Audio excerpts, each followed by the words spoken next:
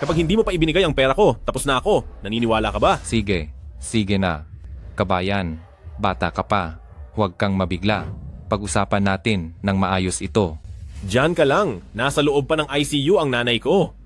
Nagpakahirap ako magtrabaho sa konstruksyon para kumita ng 5,000 dolyar tapos pinatatagal mo. Ayaw mo ba talagang ibigay sa akin? O sige na, sige na.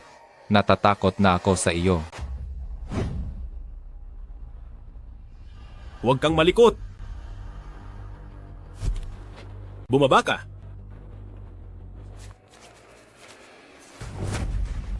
Bitawan mo ako.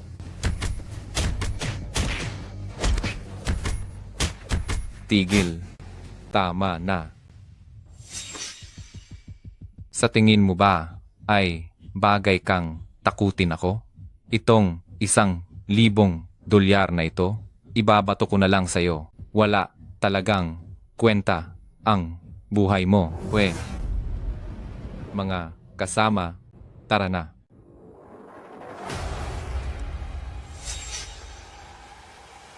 Lalaban ako sa inyo.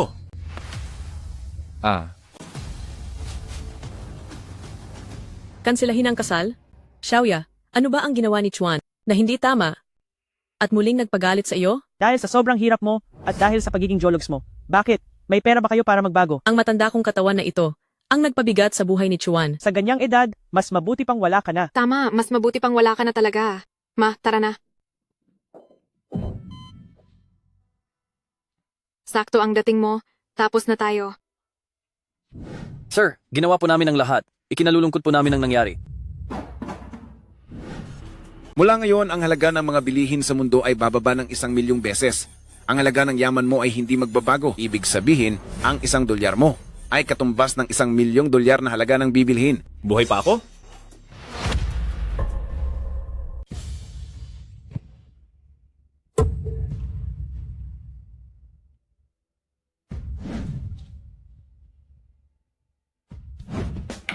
Buksan mo ang pinto. Kapag hindi mo pa ito binuksan, sisirain ko ito.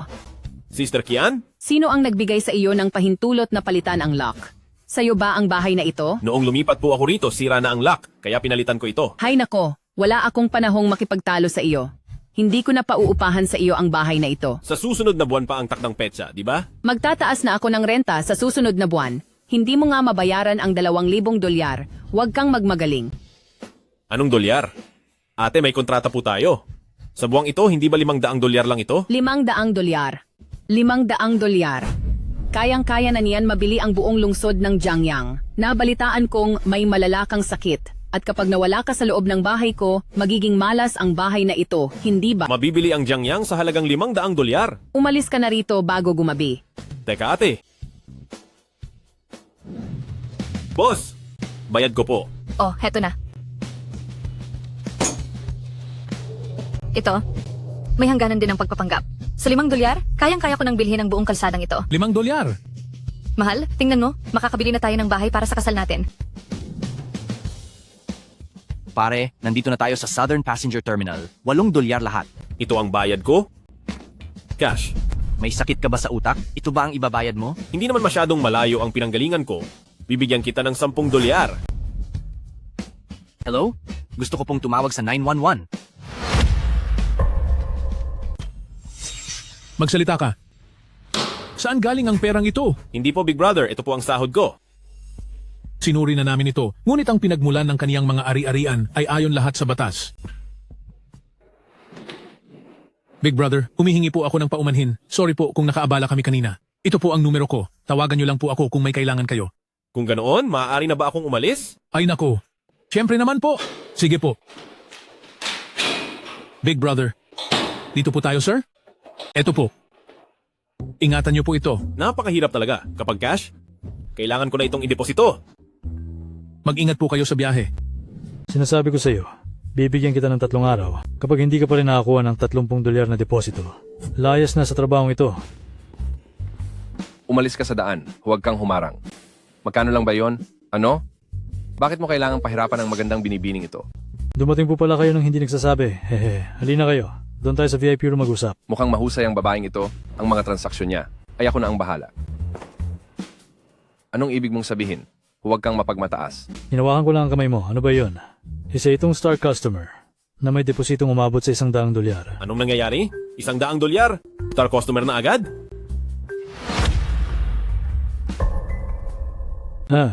Big brother. Bata pa ang babaeng yan at wala pang karanasan. Paano kung ako na lang ang hawakan nyo? Kaya ko naman. Layas. Babae ang gusto ko. Ano po? Magkano bang deposito ang kailangan niya para maabot ang target niya? $30. $30? Oo, $30. Kung gusto mo magpahangin sa aircon, lumabas ka, bangko ito. Wala akong barya na $30 pero pwede ba akong magdeposito ng $5,000? Magkano? Tingnan nyo ang matandang ito, porque may pera siyang kaunti, hinahawakan na ang kamay ng bata. Tingnan nyo, $100 ba yan? Ngayon lang ako nakakita nito. Magdedeposito ba talaga siya o balak niyang bilhin ang buong bangko? Sinasabi ko sa inyo, ang $100 na bill na iyan, hindi hihigit sa 100 niyan ang nasa buong mundo. Sa buong Jiangnan City, ako lang na si Wu Hao ang may karapatang magmay-ari niyan. Kaninong sir kayang perang nalaglag na ito? Paumanin po, hindi ko na ilagay ng maayos, nalaglag ko. Ikaw ang manager, di ba? Oo po. Heto, pakibilang naman. Totoo ito. Imposible. Isang bill na nagkakahalaga ng $100, hindi lalampas sa 100 yan ang kumakalat sa buong mundo. Sa sobrang laki ng halaga niyan, gumagawa na ba sila ng pekeng pera ngayon? Itong $5,000 naman, pakideposito na lang para sa akin. Tamang-tama para sa batang ito para maabot ang target niya. At ang natitirang $300 ay gawin nyo ng panggastos sa kung ano lang. Panggastos lang? Barya lang iyon?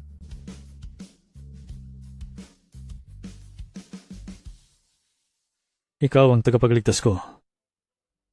Bilis, patunugin ng alarm.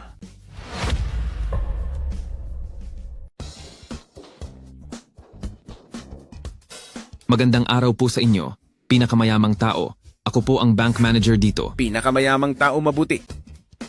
Pinakamayamang tao, ano po ang maipaglilingkod namin sa inyo? Gusto ko lang sana na ang $5,000 na ito ay ideposito sa bangkong ito. Diyos ko po. Mahal na pinakamayamang tao, ang transaksyon ninyong ito ay titiyakin naming maasikaso ng maigi at binabalaan ko kayo. Ang transaksyong ito, kung sino man ang maglalakas loob na maglabas ng impormasyon, ay siguradong parurusahan at tatapusin ko. $1,000 lang naman ito at pangkaraniwan lang. Ito ay hindi kailangang humantong sa parusa. Pinakamayamang tao, baka po hindi ninyo nauunawaan, maaaring pangkaraniwan lang sa inyo ang perang ito. Pero para sa aming lahat, hindi namin makikita ang ganito kalaking halaga sa buong buhay namin. Maibibilang ba ang perang ito sa kota ng trabaho ng dalagang ito? Opo, syempre. Ay, talagang ibibilang namin. Huwag po kayo magalala. Mula ngayon sa pagpasok ni Wushi, magiging relax na lang siya, mag-enjoy sa opisina, at dodoblayin pa namin ang kanyang sweldo. Sige, maigi yan. Kung ganoon, mauna na ako. Mahal na, pinakamayamang tao, ito po ang inyong VIP Black Card. Ihatid ang pag-alis ni pinakamayamang tao. Grabe. Totoo ba talaga ito? Talaga bang totoo ito? Kumusta? Abagamat hindi ko alam kung ano ang ginawa ko, pero nagpapasalamat talaga ako sa'yo. Ngayong gabi, maaari ba kitang iimbita sa isang hapunan? Sige, hihintayin kita pagkatapos ng shift mo para makabili na rin ako ng mga bagong gamit. Bakit kailangan mo pang maghintay matapos ang shift? Halos sa iyo na ang buong bangkong ito. Tara na ngayon din.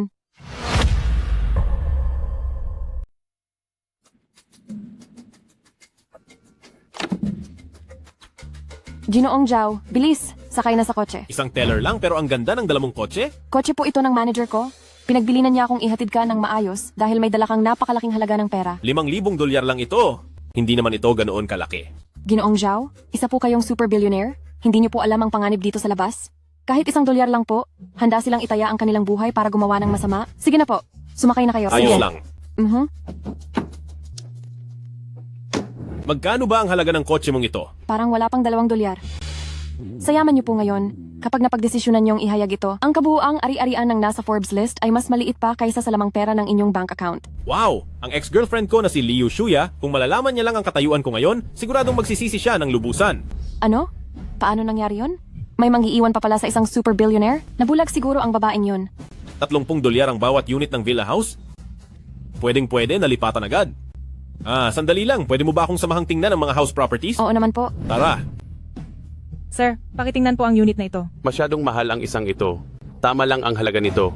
Kapag nabenta ko na ang bahay namin sa probinsya, mangungutang pa ako ng kaunti para mabuo ang pang-down payment ko rito. Sir, anong uri po ba ng bahay ang gusto nyo? Handa po ako magbigay ng mairerekomenda sa inyo. Haha, ang isang tulad mong dukha balak ding bumili ng bahay? Ano to, nananaginip ka ba ng gising? Haha, pati ba ang isang dukhang tulad mo ay bibili ng bahay? Baka nananaginip ka lang ng gising? Ay, Xiaoya, baka naman narito siya para makiusap na bumalik ka sa kanya? Liu Shuya, pinagsawaan ko na ang babaeng iyan. Ang kinakain mo ay ang tira-tira ko? Kaya ganyan ka lang din. Tama lang na iniwan kita. Hamak ka lang at wala kang pera. Love, kung hindi siya narito para magmakaawa, ibig sabihin ay narito siya para bumili ng bahay. Hahaha. Eksklusibong subdivision ito. Ang isang bahay dito ay nagkakahalaga ng 2 hanggang 3 milyong dolyar. Ang isang taong katulad mo, karapat dapat ba rito? Hahaha. Miss, huwag ka nang mag-aksaya ng laway sa kanya. Kahit maubusan ka pa ng sasabihin, hindi pa rin siya makakabili. Kung makakabili man siya ng bahay dito, tatawagin ko siyang tatay. Sige, tawagin mo akong tatay at bibigyan kita ng 1 sentimong dolyar. Ang 100 tawag ay katumbas ng 1 dolyar. Tatay, tatay, tatay. Sandali lang. Masyadong kakaunti ang tao rito. May loob ka bang lumabas? Dadagdagan ko pa ng 1 sentimo. Tara.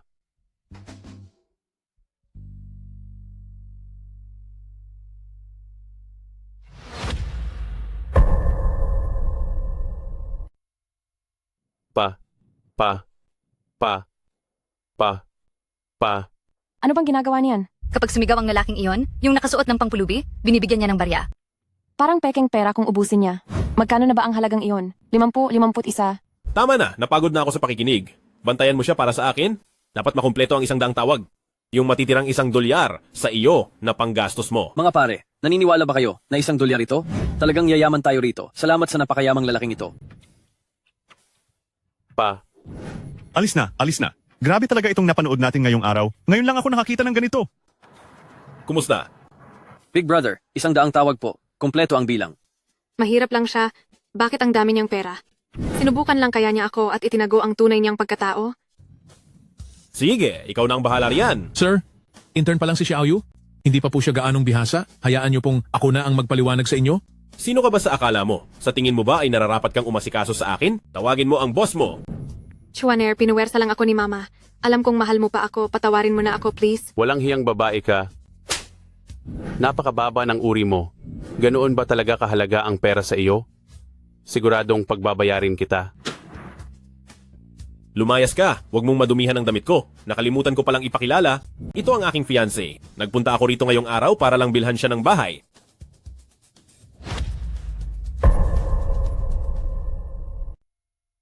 Hey babe, sa tingin ko maganda ang mansion na iyon. Hey, yung nasa tabi nito, bilhin natin iyon para sa aso na titira doon. O baka gusto mong bilhin natin ang 3 mansion na ito. Sir, mas mabuti pong ipaliwanag ko muna sa inyo. Hindi na kailangan ng ganyang kaabalahan. Pumirma na tayo agad ng kontrata. Pakinggan nyo, itong napakamahal na mansion ay binili para lang alagaan ng aso. Magbabayad po ba kayo ng buo installment? Iko-compute ko lang po ang interes para sa inyo. Maliit na halaga lang iyan, babayaran ko na ng buo. Hindi naman gaanong malaki. Sir, sigurado po ba kayong bibili ng 3 nanyuan na mansion at ang bayad ay isang bayaran lang na 90 dolyar kasama ang tax? Pwede bang cash ang ibayad? Siyempre po pwede. Ihahanda ko na po agad ang kontrata para sa inyo.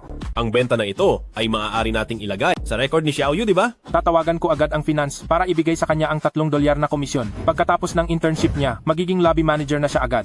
Sige, mabuti iyan. Maraming salamat po, Ginoong Zhao. Maghahanap na po ako ng mga taong mag-aayos at maglilinis sa mansion nyo. Maaari na po kayong lumipat anumang oras. Walang hiya ka, kliyente ko dapat iyon. Mapanlin lang ka. Marunong ka talagang umakit para makakuha ng benta. Ginoong Zhao, aayusin ko lang po ang inyong mga dokumento. Sige. Miss Wu, maaari ba kitang ayain para mag-dinner mamaya? Bibilhan muna kita ng bagong isusuot mo. Tara na. Sige, tara.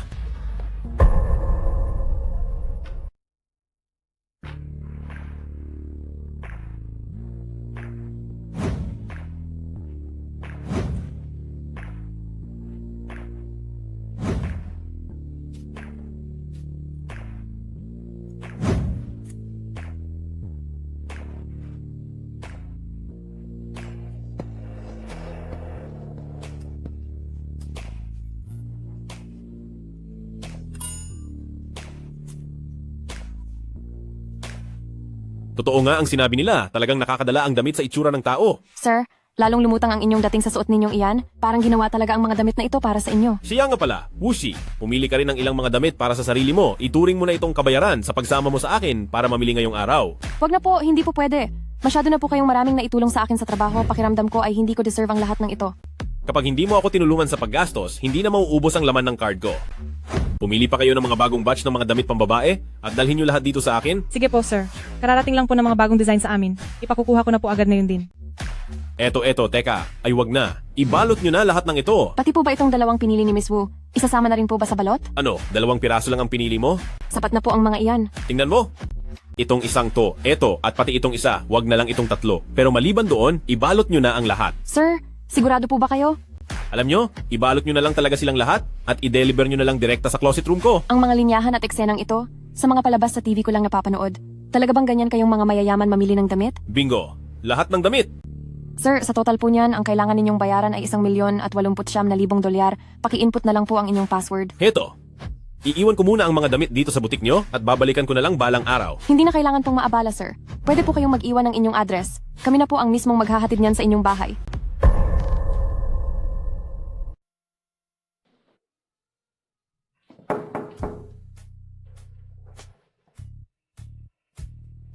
Tuloy.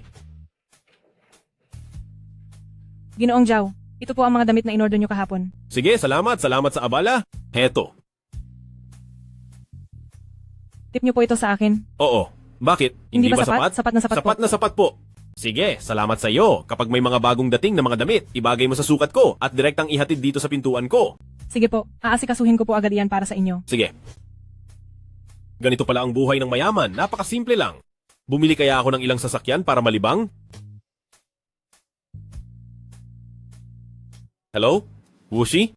May oras ka ba ngayon? Samahan mo naman akong bumili ng ilang sasakyan. Mukhang hindi kita masasamahan ngayon. Binigyan ako ng manager ng isang buwang bakasyon na may bayad. Plano kong magbakasyon sa Maldives. Mukhang ang deposito kahapon ay nagbigay sa iyo ng maraming trabaho. Pagbalik ko, lilibre kita sa isang handaan. Hintayin mo ako. Mukhang kailangan ko ng mag-isang kumuha ng sasakyan. Hello po sir, ako po ang manager ng store na ito. Pangalan ko po ay Wang Quan An. Anong klaseng sasakyan po ang hanap nila? Pwede ko po kayong tulungan sa mga detalye? Kukuha lang ako ng kahit anong sasakyan. Sir, anong tingin nyo sa sasakyang ito? Pwede na. Tungkol naman sa sasakyang ito, ang presyo nito ay 6 na dolyar. Gusto nyo po bang subukan?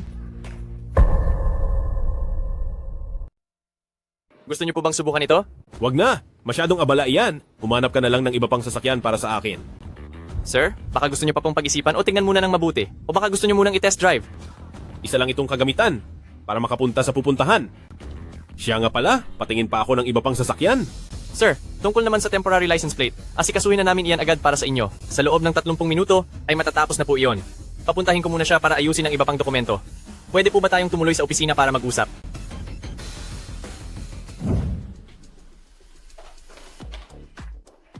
Sir, ang kabuuang halaga ng sasakyang ito ay 7 dolyar po lahat. Gusto niyo po ba ng full payment o hulugan? 7 dolyar? Full payment na lang? Maliit na halaga lang iyon? Kung babayaran po ng buo, kasama na po ang mga buwis ng sasakyan, insurance, pati ang rehistro, aabot po ang lahat sa 36 na sentimo.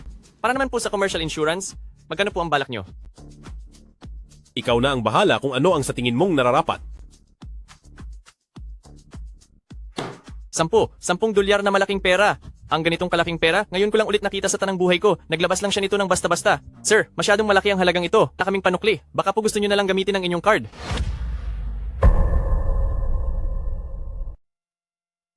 Sige, hahanapin ko ang card ko.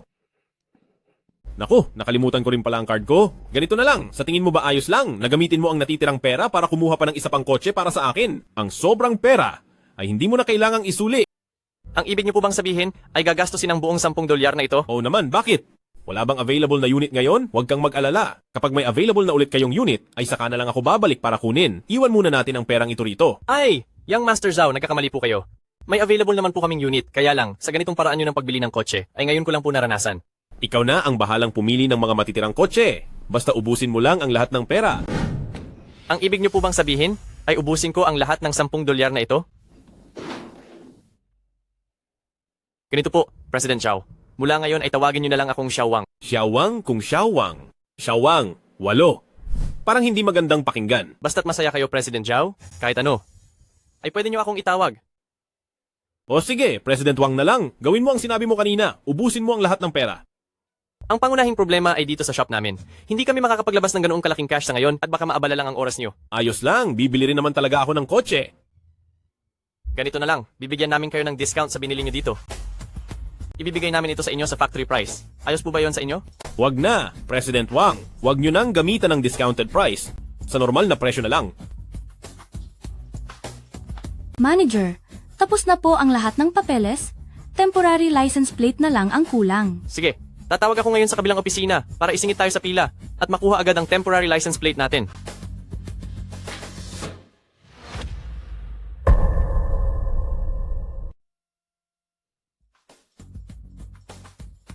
Maraming salamat po, President Wang. Napakagalang nyo naman po, Young Master Zhao. Ano ba naman ang titulo ko sa harap ninyo, sir? Huwag nyo na rin po akong tawaging Young Master Zhao. Hindi rin naman ako kung sinong mama ng yaman. Tawagin nyo na lang akong Zhao Chuan. Sige po, lalakasan ko na po ang loob ko at tatawagin ko kayong Kuya Chuan. 23 taong gulang pa lang ako. Siguradong mas bata pa ako sa inyo kung tatawagin nyo akong kuya. Parang hindi po tama. Hi, sa panahon ngayon, sino pa ba ang tumitingin sa edad? Kung sino ang may kakayahan, siya ang boss. Masyado nyo naman po akong pinupuri, President Wang. Hello? Okay.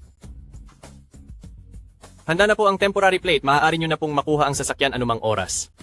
President Wang, napakabilis nyo po talagang kumilos. Ilang sandali pa lang ang nakalilipas. Ayos na agad ang lahat. Ay, ayaw ko lang pong masayang ang oras nyo. Sige po, President Wang. Magkita na lang tayo sa susunod. Mauna na ako. Sandali po, Kuya Chuan. Tungkol naman po sa sasakyan nyo, pagkatapos kumuha ng insurance, kailangan po munang maghintay hanggang matapos ang alas 12 bago ito maging epektibo. Kung wala naman po kayong importanteng pupuntahan, bakit hindi nyo muna hintayang maging epektibo ang insurance bago kayo umalis? Ayos lang. Gusto ko lang gamitin ang sasakyan ko para makapaglibot-libot sa kung saan. Ganito na lang po, kung talagang may gagawin po kayong importante, maaari nyo munang gamitin ang sasakyan ko. Wag na, hindi ko gusto ang may utang na loob sa iba. Mauna na ako. Sige po, ihahatid ko na kayo sa labas. Itago mong mabuti ang pera. President Ingat po kayo. Zhao. Ingat po sa pagmamaneho, President Zhao. Sige, bumalik na kayo sa loob.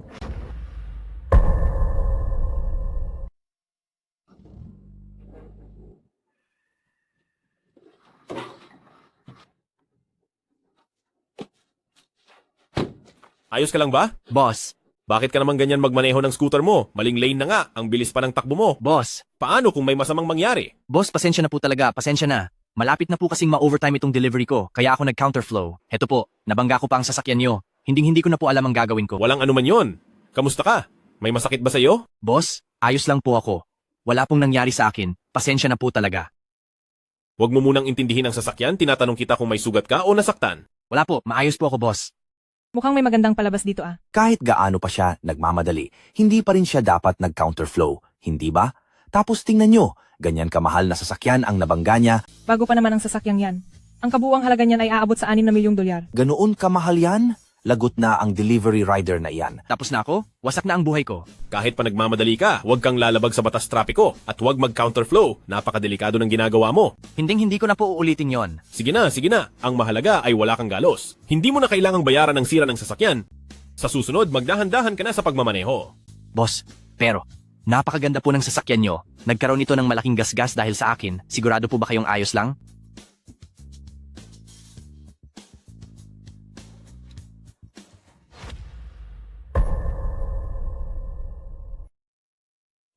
Boss, ano po ang ginagawa nyo?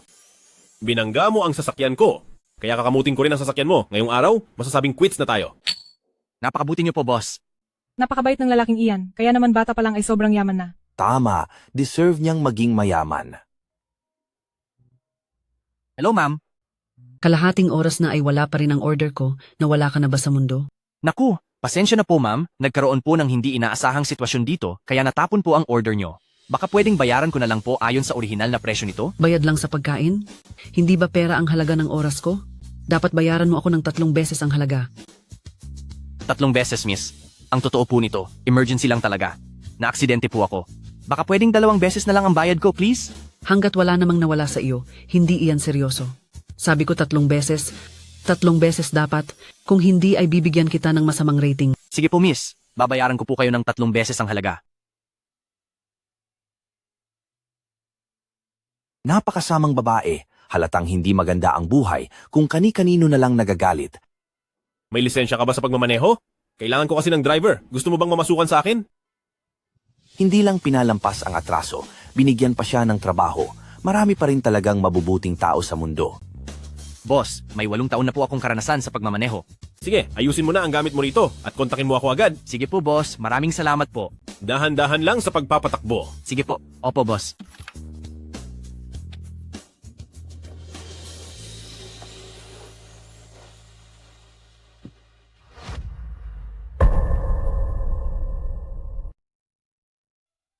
Isang Maybach, ang nabangga ng isang delivery rider na nag-illegal U-turn. Mabait at mayaman ang may-ari ng Maybach na iyon. Mabilis makarating sa iyo ang balita. Bakit ka nga pala bumalik? Naging trending ang balita mo, kaya imposibleng hindi ko ito malaman. Sige, sasabihin ko sana na isasama kita para mamasyal gamit ang sasakyan. Oo nga pala, kinuwento ko ang tungkol sa pagkikita natin sa kaibigan ko. At sabi niya ay gusto kanyang makilala. May oras ka ba ngayong araw? Ngayon? Hindi ba at wala ka namang ginagawa ngayon? Gawin na natin ngayon ang maaari nating gawin sa ibang araw? Ngayong araw na? Kasi? Ang pangalan niya ay Bailing. Isa siyang matagumpay na babaeng negosyante. Hindi lang siya isang ordinaryong inosenteng babae. Isang negosyante? Nakakaiba yan at parang sariwa pakinggan. Hindi ba at gusto mong mag-invest? Sakto para makahingi ka ng payo, dahil marami siyang hawak na koneksyon. Sige, maraming salamat sa iyo, Miss Wu Yi. Send mo sa akin ang lokasyon ng restaurant. Kamusta? Ako si Bailing. Kaibigan ako ni Wushi. Kamusta po? Ako si Zhao Chuan, kaibigan din po ako ni Wushi. Narinig ko na ang tungkol kay Ginoong Zhao. Ngayong nagkita na tayo, mukhang marami kang ang itinatagong galing. Huwag kang maniwala sa mga kwento niya, masyado niya lang akong pinupuri.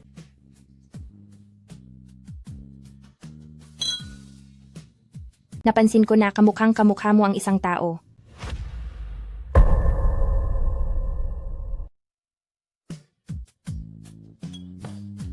Napanood mo na ba ang Hello Mr. Billionaire? Kausap kita tungkol sa pamumuhunan, tapos pelikula ang babanggitin mo sa akin? Hindi mo ba napapansin na ang mga karanasan mo ay katulad ng sa bida doon? Kung ganoon, sasabihan din kita ng isang sikreto. Huwag mo itong sasabihin sa iba.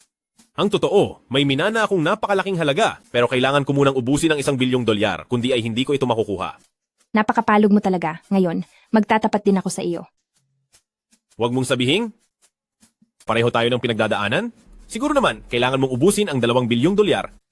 Formal akong magpapakilala. Ako si Murong Shi, at ang boss ng Murong Group ay ang aking ama. Pero sabi ni Wushi, kasama ka raw niya bilang intern sa bangko. Kayong mga mayayamang dalaga, uso na ba ngayon ang maranasan ng simpleng buhay? Nandito nga ako para subukan ang simpleng pamumuhay, kaya hula ko ay narito ka rin para danasin ang buhay ng karaniwang tao, di ba?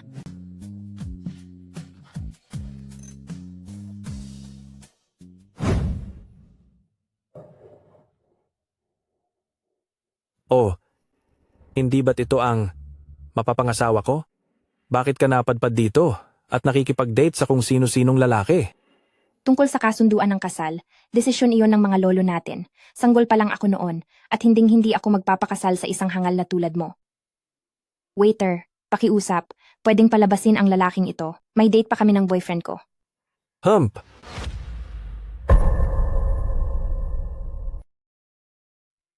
Pare, parang hindi bagay sa iyo ang suot mong suit, di ba? Baka naman katulad ka lang ng iba na nanghihiram lang niyan. Haha. Sir, ang in-order niyo pong Supreme 1998 at Kangding Crab ay parehong dekalidad at mamahalin.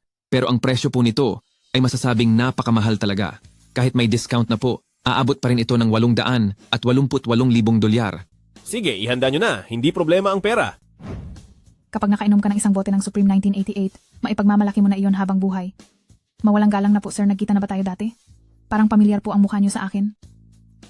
Maraming babae na ang nagsabi sa akin yan. Kung sadyang nakatadhana tayo, maaari po ba na sumabay akong mag-dinner sa inyo? Pasensya na. Ngayong gabi ay gusto ko lang makasama ang girlfriend ko sa pagkain. Sige lang, gusto ko naman kapag masaya at maraming tao. Isa ka lang namang lalaki na palamunin ni Murong Shi anong karapatan mong makipagsabayan sa akin.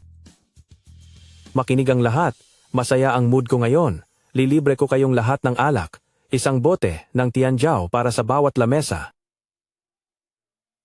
Ano namang nakaka-excite sa Tianjiao? Bakit hindi na lang gawing alak pang national banquet? Anong tingin mo, Young Master Lee?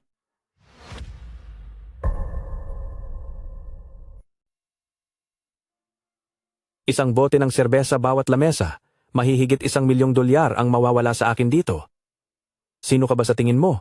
At bakit ka nagdedesisyon para sa akin? Mga Ginoo at Binibini, tila hindi kayo malilibre ni Young Master Lee, kaya ako na lang ang manlilibre sa lahat. Zhao Chuan?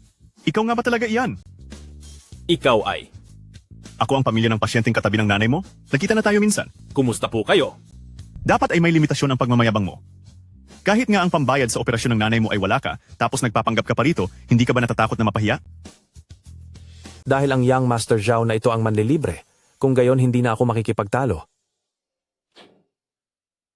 Wow, $5 iyan. Kuya Wang, anong nangyayari sa'yo? Ginoo, maari ko bang suriin ang perang iyan? Sige, wag mo lang sisirain. Basta-basta na lang siyang nakakakuha ng $5 sa bulsa niya. Tila ang Ginoong Zhao na ito ay hindi talaga ordinaryong tao. Kahit papaghugas niya ako ng medyas, ay gagawin ko.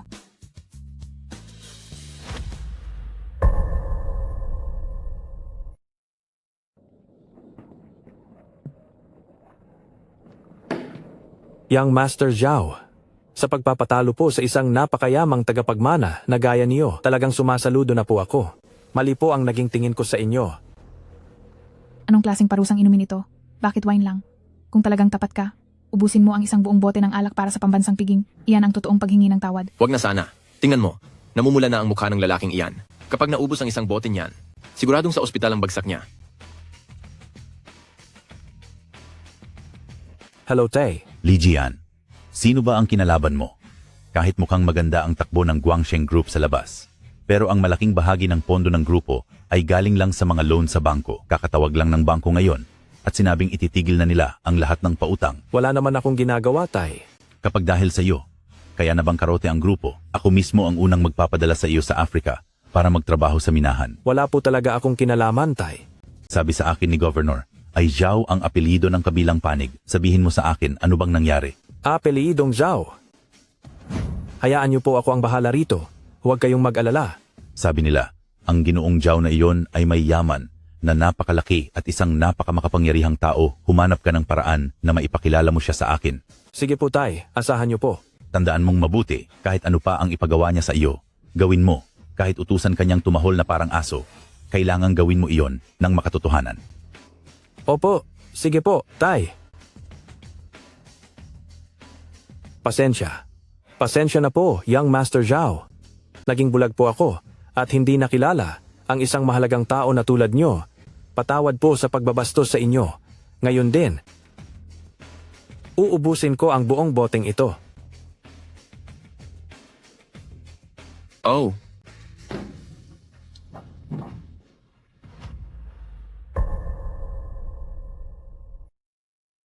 Miss, tumawag kayo ng ambulansya. Ipadala nyo sa akin ang medical bill. Ilabas nyo siya dito. Ayokong maabala ang pagkain ko. Ito na ba ang tinatawag nilang estilo ng isang hari?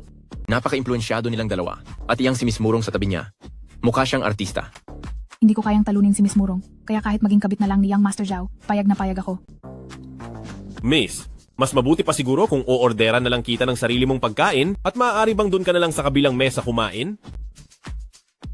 Hindi ko alam kung sino ang nagmamanipula sa likod nito para mapahiya si Li Jian. Nagpadala lang ako ng mensahe sa manager para takutin ng kaunti ang Dali family ko. Xiaoxi, nandito ka talaga? Akala ko ba susubukan mong magtrabaho sa bangko? Dapat ay sumama ka na sa akin bilang Vice President ng 2 taon para direkta mo nang mahawakan ang Muyon Group. Pwede ba? Huwag kang maingay dito. Sabihin mo na ang kailangan mo at huwag mo akong gambalain sa pagkain. Inutusan ka ba nung lalaking ang apelyido ay Lee? Ano bang pinagsasabi mo? Narito ako para imbitahan ka na makipagkita sa isang napaka-importanteng bilyonaryo. Kapag sinuwerte kang makilala siya, ang iyong investor ay garantisado ng makukuha mo. Binabalaan kita ulit. Lumayo ka sa akin. Sir, ikaw ba ang bagong kasama ni Xiaoxi? Hello, ako si Liu Qi. Isang tabi muna natin ang tungkol sa pag-ibig. Ang makikilala natin ay isang tunay na bilyonaryo. Brother Zhao, gusto mo bang sa bahay mo na lang tayo kumain? Sobrang ingay dito. Ito.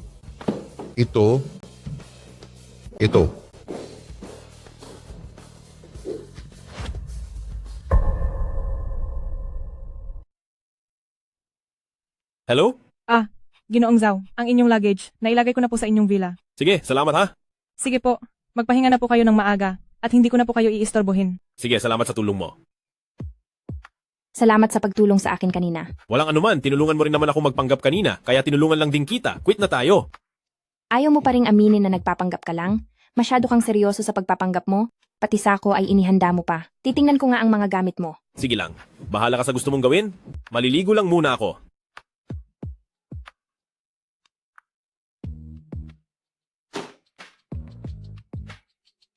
Hala, ginawang eroplanong papel ang 10 dolyar. Ito pala ang ligaya ng mga totoong mayayaman.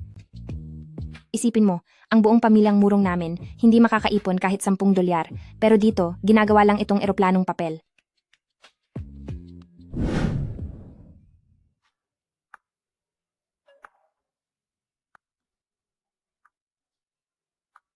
Bakit mo suot ang damit ko? Ang sako na yon ay halatang hindi pwedeng gamitin sa paglilinis ng bahay. Hindi naman pwedeng suot ko ang gown ko habang naglilinis, di ba? Ang anak ng tanyag na murong ay marunong maglinis ng bahay? Dapat mong malaman na nag-internship kaya ako sa bangko. Kung ang katulong ang makakabasa sa mga eroplanong papel na ito, parurusahan talaga siya ng matindi. Paano kaya kita pasasalamatan? O kaya, pakasalan mo na lang kaya ako?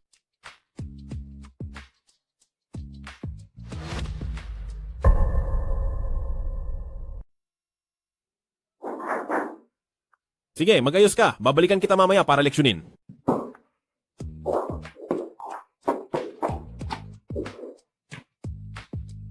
Paumanhin po sa istorbo, Ginoong Jao. Ganito po iyon. Ako po ang manager ng South Bank. Nandito po ako dahil gusto ko sana kayong kausapin tungkol sa negosyo. Kung maari po sana. Dahil negosyo ang pag-uusapan natin, tuloy ka.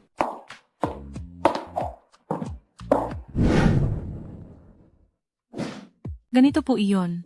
Ginoong Jao, kami sa South Bank ay umaasang magdedeposito po kayo ng pera sa aming bangko. Tutal, ang bangko namin, kumpara sa 4 na malalaking bangko, ay mas matatag at ligtas. Kung sa bagay, mayroon nga akong kaunting barya rito. Pero dahil negosyo ang pinag-uusapan natin, kailangang makita ko muna kung tapat ba kayo sa alok nyo. Kaya ko po kayong bigyan ng 8% interes at sigurado akong ang ibang bangko ay hindi kayang tapatan iyon. Ito na ba ang katapatan na sinasabi mo? Paano kung sabihin ko na gusto kong magdeposito ng 100 dolyar? Mas mataas sigurado ang maiaalok ng iba. Ano po? Kung makakahanap ako ng mas mataas na interes, bakit pa ako magdedeposito sa bangko nyo? Kaya ko pong gawa ng paraan para itaas pa iyan. Aba, mahusay pala itong makipagnegosasyon. Pero po, ang South Bank ay isang malaking kumpanya, kaya kung papayag po kayo, maaari kaming magbigay ng ilang espesyal na serbisyo para sa inyo. Napakalaki naman yan. Naku, wag mong sabihin sa harapan ko pa talaga balak gumawa ng kahalayan. Naku naman, hindi naman siguro nila balak na sa harap ko pag gumawa ng malaswang bagay, di ba? Ano bang iniisip mo? Ang ibig kong sabihin ay pwedeng bawasan ang mga proseso para sa iyo. Mula ngayon sa South Bank, makukuha mo lahat ng hilingin mo. Sige po. Saktong-sakto lang. Salamat sa kabutihan ni Ginoong Zhao. Kung may kailangan man kayo sa hinaharap, gagawin namin ang lahat. Maliit na bagay lang to. Kung ganoon po, hindi ko na kayo iistorbohin sa inyong pahinga. Sige, hindi na kita ihahatid sa labas. Grabe. Bakit? Anong nangyari? Masyadong sobra naman ito. Akala ko naman kung may magnanakaw na sa bahay, hindi naman masyadong malaki ang halaga nito. Anong hindi masyadong malaki? Hindi ba naghahanap ka ng puhunan kamakailan lang? Ipupuhunan ko na itong pera sa'yo, basta huwag mo lang akong palugiin. Anong malulugi? May magandang kinabukasan ang kumpanya ko, tsaka ka na magdesisyon kapag nasuri mo na ito. Ayaw ko rin ng limos, no. Ikaw ang anak ng pamilyang murong. Dapat ay hindi ka kinukulang sa puhunan. Kaming mga murong, hindi pwedeng tumanggap ng anumang tulong mula sa sariling pamilya kapag nagnenegosyo. Mukhang mahilig kayo sa gulo sa loob ng pamilya nyo, ha?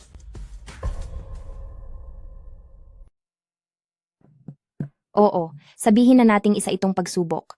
Ang mga anak ng murong ay nakakatanggap ng pinakamataas na edukasyon, kaya naman ang mga pagsubok na kinakaharap namin ay natural na pinakamahirap din.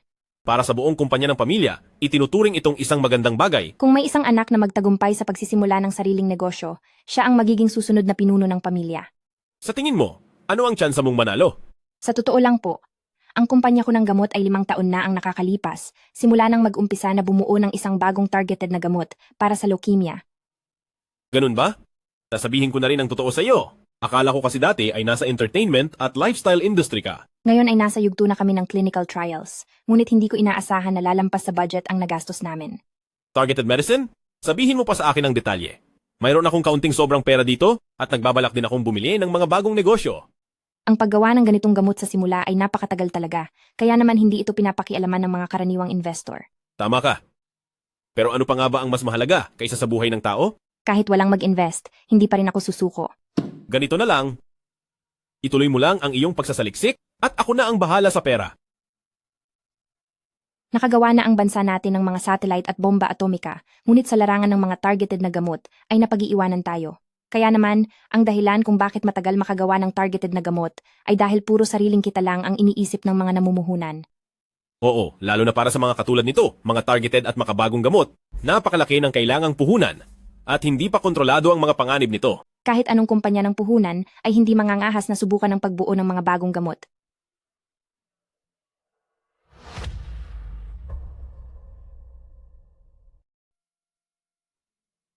Lalo na sa mga may sakit na leukemia. Kung mayroon mang mas epektibo at mas murang gamot, palagay ko ay magiging sulit ang lahat. Dahil sa mundong ito, wala nang mas mahalaga pa kaysa sa buhay ng tao. Kahit na mayroong malakas na suporta mula sa bansa, napakalaki pa rin ang kakulangan sa pondo. Magsabi ka lang ng presyo at mag-i-invest ako. Gawin mo lang ang kailangan, narito ako para tulungan ka. Para mapunan ang mga kakulangan sa pondong ito, napakarami ko nang napuntahang mahigit 100 investor. Sinabi mo lang ba talaga na ibibigay mo sa akin ang pondong ito para sa investment? Totoo ba iyan? Sa ganito kaimportanteng usapin ng buhay, bakit naman kita lolokohin? Hello, Professor Fang. Mayroon na tayong pondo. Sige, magpatuloy ka na sa iyong pananaliksik. Ang perang ito, na parang walang silbi noon, ay makakapagligtas na ng buhay ngayon? Hello? Magandang araw po, President Zhao noon po ay interesado kayong mag-invest sa isang negosyo, Banda Group ay may balak magbenta ng kanilang shares ngayon. Gusto niyo po bang tulungan ko kayong makipag-ugnayan sa kanila? Sige, saan ba tayo magkikita? Sige po, sa Banda Group na lang po, doon na po natin pag-usapan ng detalyado ang negosyong ito. Sige, ipadala mo sa akin ang address.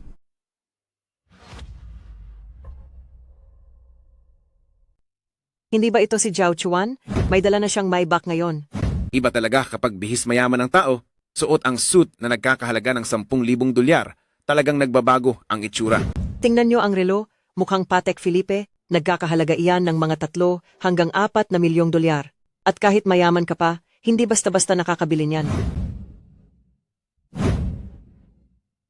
Zhao Chuan, kayo po pala iyan? Napanood lang po namin ang video nyo at ng rider na nagkabungguan, hangang-hanga po ang lahat sa kabaitan nyo. Hindi rin biro ang trabaho ng mga delivery rider. Saka ang sasakyan naman ay gamit lang sa transportasyon. Okay lang kahit magasgas ng kaunti. Ano pong ipinunta nyo dito sa kumpanya? Lina, oras ng trabaho, sino ang nagbigay sa iyo ng pahintulot na makipagkwentuhan dito? Gusto mo na bang matanggal? Tingnan natin kung hanggang kailan ka magiging ganyan kayabang. Ang tatay ko ang general manager dito, kaya kahit kailan ko gusto, pwede akong magyabang. So ang ibig mong sabihin, sa loob ng kumpanyang ito, basta't mataas ang posisyon mo, ay pwede mo nang gawin ang lahat ng gusto mo? Eksakto. Iyan ang katotohanan. Naiintindihan ko na. Naintindihan mo na pala, bakit hindi ka pa lumayas? Security. Security, paalisin nyo nga iyan, para hindi na iyan nakakasagabal sa paningin ko. Ang bagong dating na si CEO ay darating na sa kumpanya para mag-inspeksyon, kaya magsipag-ayos kayo at magpakitang gilas. Maintindihan nyo ba? Opo, maintindihan po namin. CEO. Ah? Sa wakas, nandito ka na rin dahil kung hindi ka pa dumating, siguradong napalayas na ako rito. Ginoong Zhang. Siya po ang tinutukoy ko sa inyo na si President Zhao. Magiging pamilya Zhao na ang Banda Group simula ngayon, kaya maaari na akong mamuhay ng matiwasay sa aking pagtanda. Pagbati po, Young Master Zhao. Ay, hindi pala. Si President Zhao na pala. President Zhao, sino ang nagsabing palalayasin kayo rito? Ginoong Zhang, siya po ay isang hamak na empleyado lang sa grupo namin. Siguradong niloloko lang niya kayo. Walang hiya kang bata ka. Wala kang karapatang magsalita rito. Nagkakamali lang po kayo, pero bakit ako ang... Kumusta, President Zhao? Ako si Wang Hong. Hayaan niyo akong ako na ang tumapos sa taong ito at sisiguraduhin kong magbabayad siya sa ginawa niya. Pa, tama naman ang sinabi ko. 3 taon na siya sa departamento namin. Paanong mangyayari na siya ang...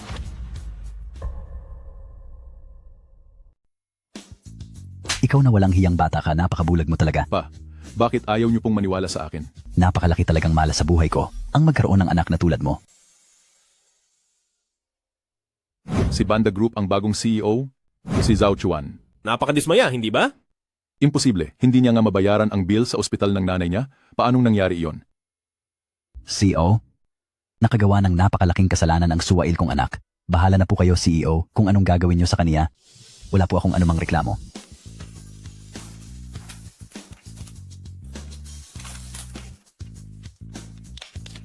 Ito ang pambayad sa gamot ng anak mo.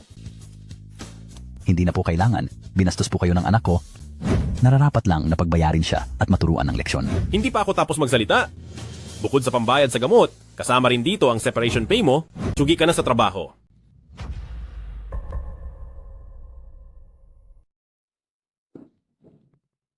Tapos na ang lahat. Security, lahat ng empleyadong walang disiplina at hindi sumusunod, paalisin niyo sila dito ngayon din. Ginoong Zhang, dahil na rin po sa ilang dekada kong serbisyo sa inyo, parusahan niyo na lang po ako ng magaan. Dahil nilabag mo ang patakaran, kahit gaano pa kagaling ang iyong kakayahan, hindi ka na maaring manatili pa sa kumpanyang ito. Ginoong Zhang, huwag po. President Zhao, patawad po sa hindi magandang pamamahala kanina. Nakaabala pa po kami sa inyo. Maliit na bagay lang iyon. Huwag mo na itong isipin. CEO, narito po ang impormasyon tungkol sa lahat ng ating mga industriya at ari-arian. Sige, titingnan ko iyan ng mabuti mamaya. Nga pala, President Sun, kung may katulad ng Baisheng Group na may magandang kalidad na gustong ibenta, hindi ako magdadalawang isip na bumili pa ng marami. Sige po, President Zhao, kung magkakaroon muli sa susunod, mismong ako po ang mag-aabiso sa inyo. Salamat. Ang ipaubaya ang grupo sa isang taong bata at magaling tulad ni President Zhao ay ikinatatahimik ng loob ko. Nga pala, President Zhao, may gaganaping subasta ngayong gabi. Baka po may oras kayong dumalo? Sige, pakiuna na lang, Ginoong Zhang. Sige po.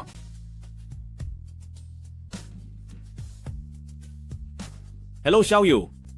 Ginoong Zhao. Na-promote ako at tumaas ang sahod ko ng dahil sa tulong ninyo. Iniisip ko po sana kung wala kayong gagawin. Nais ko po sana kayong ilibre ng hapunan.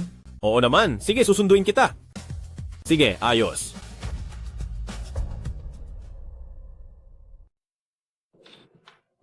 Sa totoo lang, gusto ko sana yayain kang kumain sa labas. Pero nang maisip ko, ano ba naman ang pagkain kumpara sa auction? Ngayon lang din ako nakapunta sa ganitong lugar. Tara na.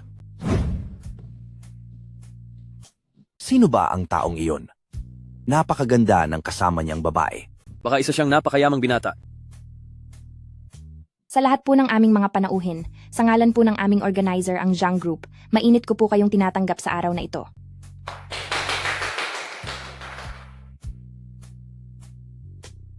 Sasabihin ko sa iyo, sinuyo siya noon ni Ginoong The Lee family. Pero hindi niya ito pinansin. Ang mga ibebenta po nating gamit ay nagmula pa sa iba't ibang panig ng mundo. Sa kabila ng napakaraming hirap, ay formal na nating sisimulan ang bidding. Ang dami palang mayayaman dito. Wala pa iyan sa simula. Manood ka lang ng mabuti. Ipinapangako po namin na lahat ng mga item dito ay dumaan sa aming mahigpit na pagsusuri at siguradong walang peke rito, kaya kampante po kayong bumili. Ngayon po ay formal ko nang binubuksan ng auction.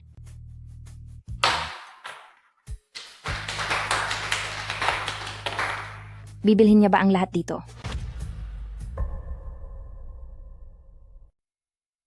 Kumusta naman ang unang obra? Isang oil painting mula sa isang sikat na pintor sa mundo.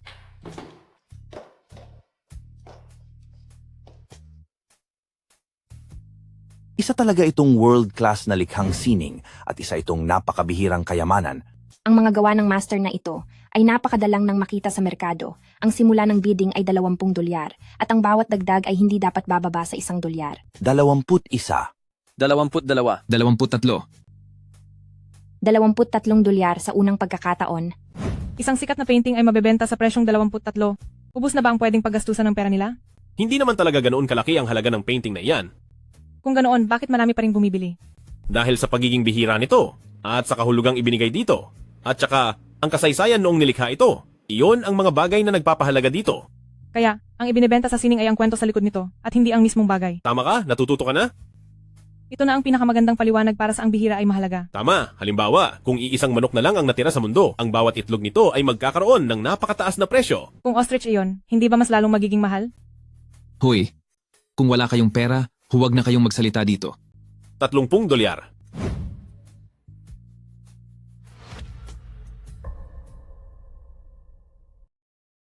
$30 sa unang tawag. $30 sa ikalawang tawag. At $30 sa ikatlong tawag. Maligayang pagbati sa ating Ginoong Zhao, matagumpay mong nakuha ang obrang ito. Naku, mukhang alam na alam mo ang ginagawa mo ah. Xiao Yu, dinala kita rito para lang mamulat ka sa realidad. Pero, mula ako sa mahirap na pamilya, ang presyong $2 hanggang $3 ay napakalaki na para sa akin. Subalit, hindi mo naman pwedeng habang buhay na lang dalhin ang hirap na yan. Ano naman kung mamulat ako sa realidad? Sa huli, hindi ko pa rin matatalo ang katotohanan. Kapag sa card mo ay mayroon ng hindi mabilang na yaman, maging ikaw ay magiging kampante na rin gaya nila. Yan siguro ang lakas ng loob na dala ng pera. Ikaw naman ang tumawag sa susunod, kahit magkano. Sabi mo yan ah, huwag kang magsisisi, huwag kang iyak mamaya. Kung ganoon ay galingan mo, sa sobrang yaman ko, pera na lang ang mayroon ako. Sige, panoorin mo ako. Mga panauhin, ang susunod nating obra ay ang pinakaimportante sa auction na ito, ang titulong Ginto't Tintang Tubig, na siyang huling likha ni Ginoong Gongsun. Ginugol niya ang 10 taon para mabuo ito, nag-iisa lang ito sa buong mundo. $50 ang simulang bid. 51. 52. 53. 55. Anong nangyayari? Bakit? Natatakot na ba kayong itaas ang bid? Inaalala nyo ba kung may pera pa ako? $88. 88. Paimbestigahan mo sa akin kung anak siya ng kung sinong mayaman na negosyante. $88 sa unang tawag. $88 sa ikalawang tawag. $88 sa ikatlo at huling tawag. Congratulations po sa binibining ito.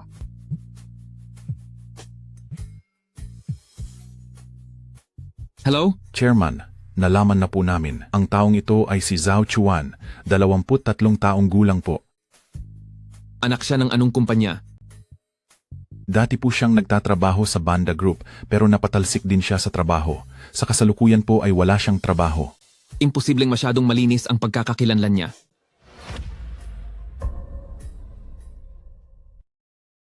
Mga ordinaryong magsasaka lang ang mga magulang niya pero pareho na silang wala. Ha? Isa pala siyang ulila.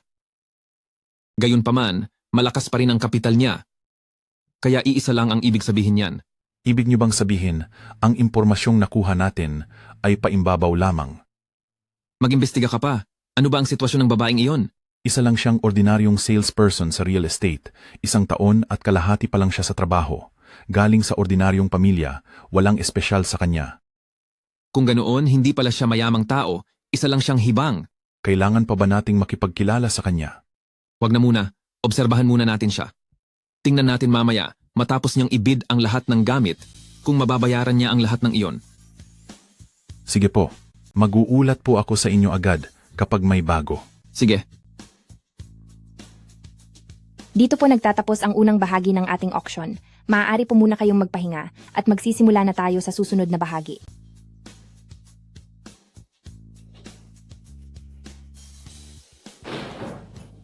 Ginoong Zhao, maaari ba tayong mag-usap? Big Brother, ngayong unang bahagi, muntik mo nang makuha ang lahat ng gamit. Maraming salamat po sa inyong suporta. Magsalita ka ng diretso. Sa tagal ko ng tagapangasiwa ng auction na ito, ngayon lang ako makikiusap sa isang tao. Hinihiling ko po na bigyan nyo ng pagkakataon, ang iba pang nandirito. Ang may pinakamataas na tawad ng mananalo, sumusunod lang ako sa patakaran dito. May mali ba doon? Ang mga narito po ngayon ay may matataas na katungkulan, kaya pakiusap, makisama po sana kayo sa kanila.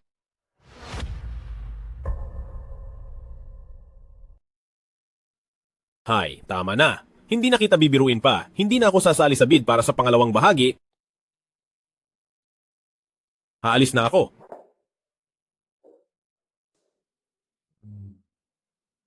Pumili ka na lang sa mga napanalunan natin kanina. Pero isinama mo na ako sa piging na ito, at masyadong mahal ang mga regalong ito, hindi ko ito matatanggap. Paano kung itong? Masyado itong mahal. Sige, kunin mo na ang lahat. Ayaw ko na ring pumili. Suporta ba ito sa akin? Ang isang kuwintas na ito ay sapat na para mamuhay ako ng marangya habang buhay. Sino ba talaga siya? Pakiramdam ko ay hindi ko siya kayang unawain. Ang iyong quarterly na interes na $200 ay pumasok na. Pakisuri po. Ang interes mo pa lang ay umabot na sa $200. Ang kalahati ng interes na ito ay sapat na para mabili ang presyo ng lahat ng napanalunan sa bid kanina. Sige, hoy! Ayusin mo na yan.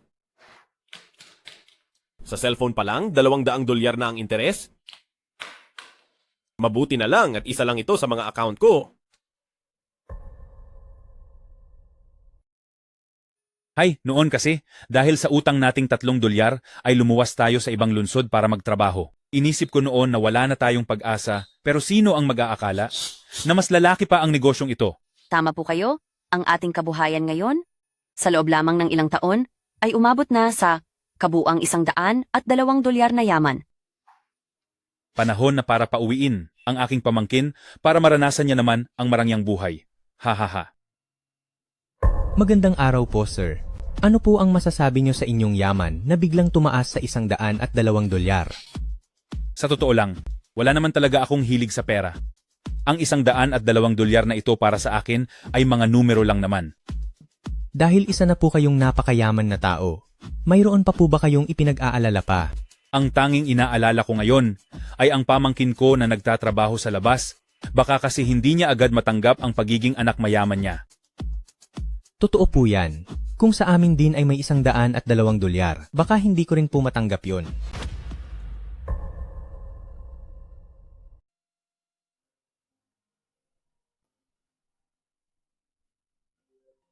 Hello? Hello? Sino ito? Ang aga-aga pa? Hindi niyo ba ako patutuluyin sa pagtulog? Galing mo rin ha, nagawa mo pa talaga kaming lilihiman ng matagal. Teka lang, wala pa akong nababanggit sa kanya tungkol sa binili kong villa at mamahaling sasakyan. Nalaman na ba niya ang sikreto ko? Ano? Hindi ba't hindi pa ako nagkakaroon ng pagkakataong sabihin sa iyo? Sobrang yaman niyo pala. At hindi mo man lang sinabi sa kaibigan mo. Anak mayaman ka pala. Sayang ang pag-aalaga ko sa iyo noon. Ako pa ang laging nagbabayad tuwing lalabas tayo. Ah, sige, sa susunod ako naman ang lilibre sa iyo. Huwag mo nga akong lokohin.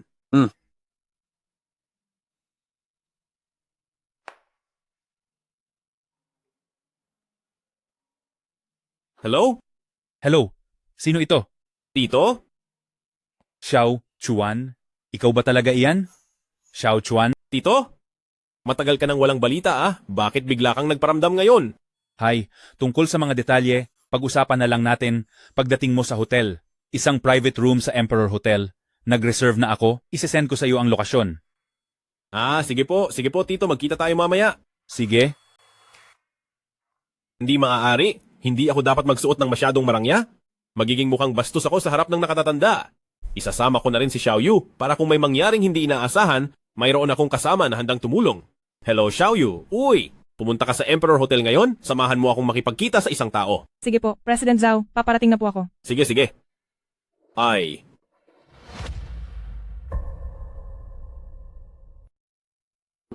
Xiaoyu, umamin ka nga sa akin. Ano ba talaga ang relasyon niyo ni President Zhao? Xiaoyu, kailangan mong kunin ang pagkakataong ito.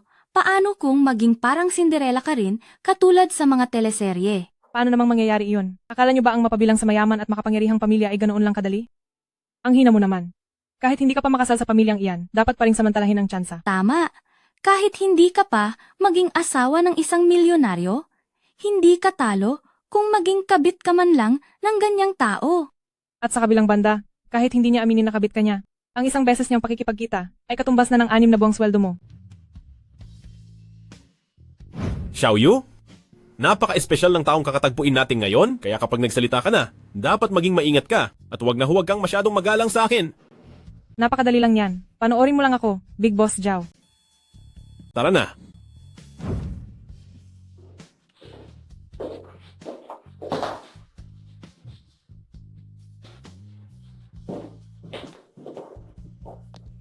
Tito Ant.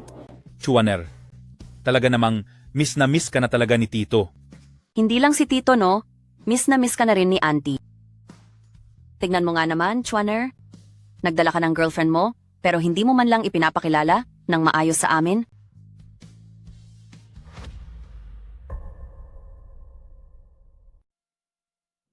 Tito, Aunt, huwag niyo na po akong pagbiruan. Ganito iyon, magkaibigan lang talaga kami. Auntie, tama po ang sinabi niyo. Kung ang isang mabuting babaeng tulad ni Xiaoyu ay magiging asawa ko, tiyak na mapupunta ako sa langit sa sobrang tuwa. Tita, huwag niyo na po akong pagtripan.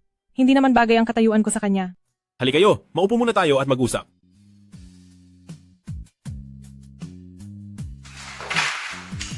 Chuan, hawakan mong mabuti ang upuan mo. Sasasabihin ni Tito sa iyo, anuman ang marinig mo mamaya, para hindi ka naman manghina at mapaupo sa sahig. Tama iyon.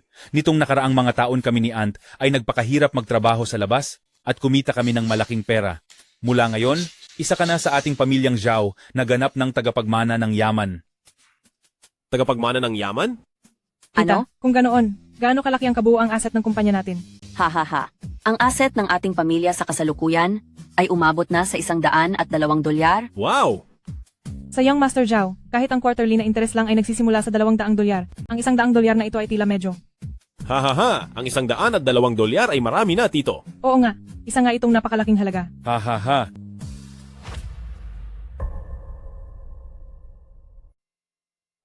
Tito, anong klaseng negosyo ang meron kayo?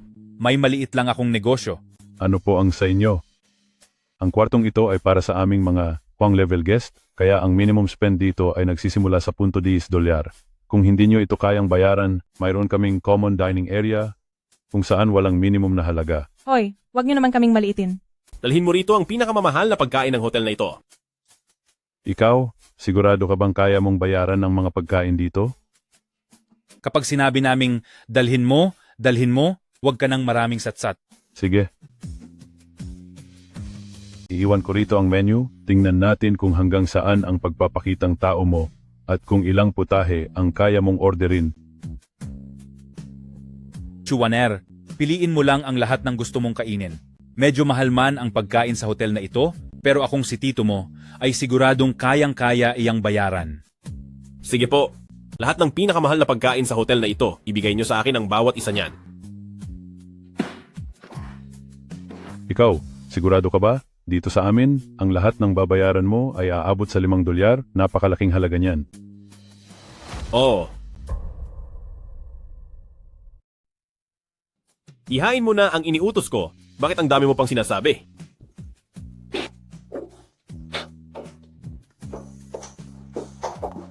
Sigurado po ba kayo, sir, na walang problema sa mga pagkaing in-order nyo? Siguradong sigurado ako. Ihain mo lang ang anumang i-order ko. Barya lang sa akin ang $5 na yan. Sandali lang po, sir. Ihahanda ko na po agad. Saka isa pa. Ayoko nang makita sa hotel na ito ang taong ito kailanman. Halika kayo rito. Ilabas niyo siya at ipaalam sa lahat ng hotel na hindi na siya pwedeng tanggapin sa trabaho kahit kailan. Masusunod po. Boss, patawad po. Maawa kayo. Nagkamali ako. Patawarin niyo ako. Chuan, saan ka kumuha ng ganoon kalaking pera? Kahit ako kapag kumakain sa lab na nagkakahalaga ng $5, masakit na iyon sa bulsa para sa akin. Tito, ito ba? Barya lang ito mula sa sahod ko. Maliit na bagay lang iyan. Hayaan mo na. Hindi na rin magtatanong sina auntie at tito sa'yo. Ituloy na lang natin ang usapan. Young Master Liu? Young Master Liu? Sir Young Master Liu. Kayong mga taong ito, masyado kayong maingay habang kumakain. Naaabalan niyo ang katahimikan ko. Alam niyo ba iyon? Umalis na kayo rito.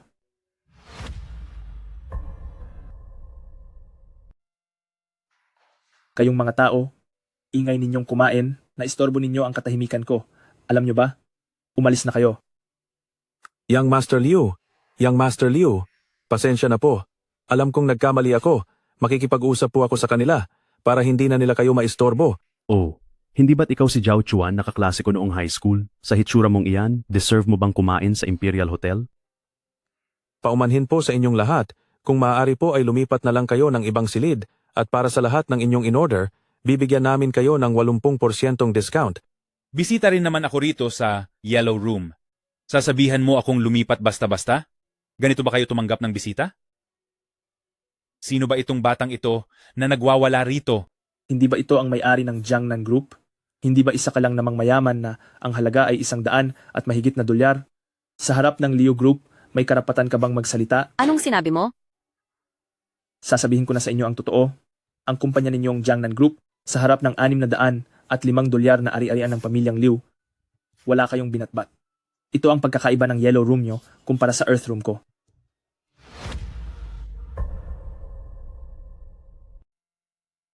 Totoo, hindi nga tayo dapat pumunta rito. Sa VIP room na dilaw lang? Kung ito ay ang pinakamataas na uri ng VIP room, dapat ay mas angkop ito sa atin. Ha ha ha. Ikaw talagang bata ka. Napakahusay mong mag-imbento ng kwento. Kahit ang aming ikalawang antas na VIP room, hindi namin magawang pangarapin ang pinakamataas na VIP room. Ikaw pa kaya? Tama ang sinabi ni Young Master Liu. Sila lang talaga ang nakakaya. Ang higit 100 dolyar na yaman nyo ay sapat lamang para maabot ang pinakamababang antas ng VIP room. Para sa inyo, na mga ganitong klaseng tao, at may pangarap pang lumagpas ang pera sa 150 dolyar upang kumain sa pinakamataas na VIP room, isa itong malaking biro? Chuan, sumunod na lang tayo sa sinabi ni manager at lumipat na lang tayo ng kwarto. Oo nga, ang pamilyang Liu Zihan ay may malaking yaman na 600 dolyar na halos 6 na beses ng ating sariling yaman. At lalo na't kailangan ng 150 dolyar na pondo para sa pinakamataas na VIP room. Huwag kayong mag-alala, ipaubayan nyo na ito sa ating yung Master Zhao. Tito, Aunt, maliit na bagay lang yan. Ang pondong ilang libong dolyar lang ay hindi magiging problema sa akin.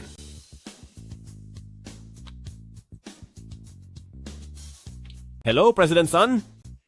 Mayroon lang kaming maliit na problema rito at gusto ko sanang humingi ng tulong.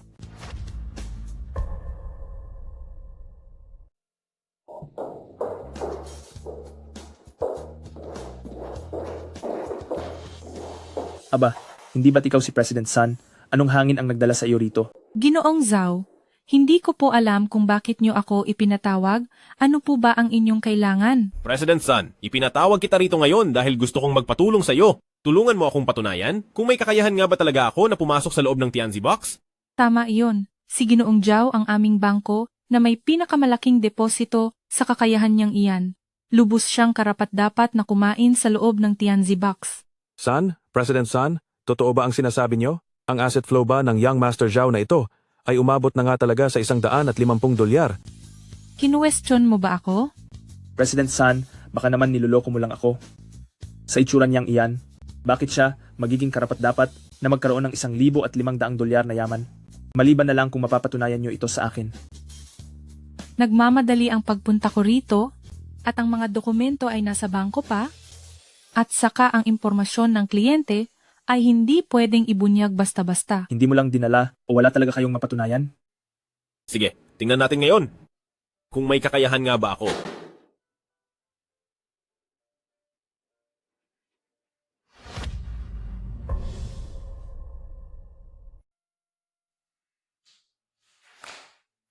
Hindi. Hindi ito posible. Kahit pa isa siyang sobrang mayamang tao na nagkakahalaga ng 200 dolyar, ay hindi pa rin posible na bigla na lang siyang maglalabas ng 3 malalaking perang papel na tigi 100 dolyar. Lalo na ang bitbitin ito ng basta-basta. Bakit? Pagkatapos mong maglabas ng ganyan lang ng peking pera, ay akala mo maloloko mo na kami? Hay. Siguradong peking pera yan. Oo, tiyak na peke yan.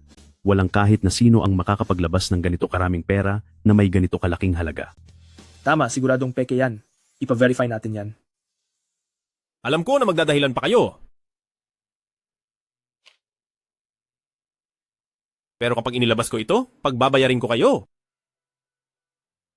Kung hindi lang dahil sa kulang ang dinala kong pera nang umalis ako, ay maglalabas sana ako ng 100 dolyar para manahimik kayo. Kung kaya pa rin gumapang ng manager, maaari mo akong samahan sa reception para masuri kung ang perang ito ay totoo ba o hindi. Hindi ako naniniwala.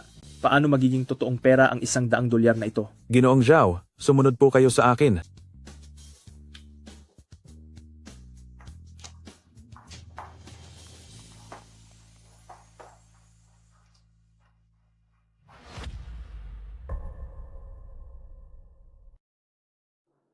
Ginoong Leo, ito po ay talagang totoong pera.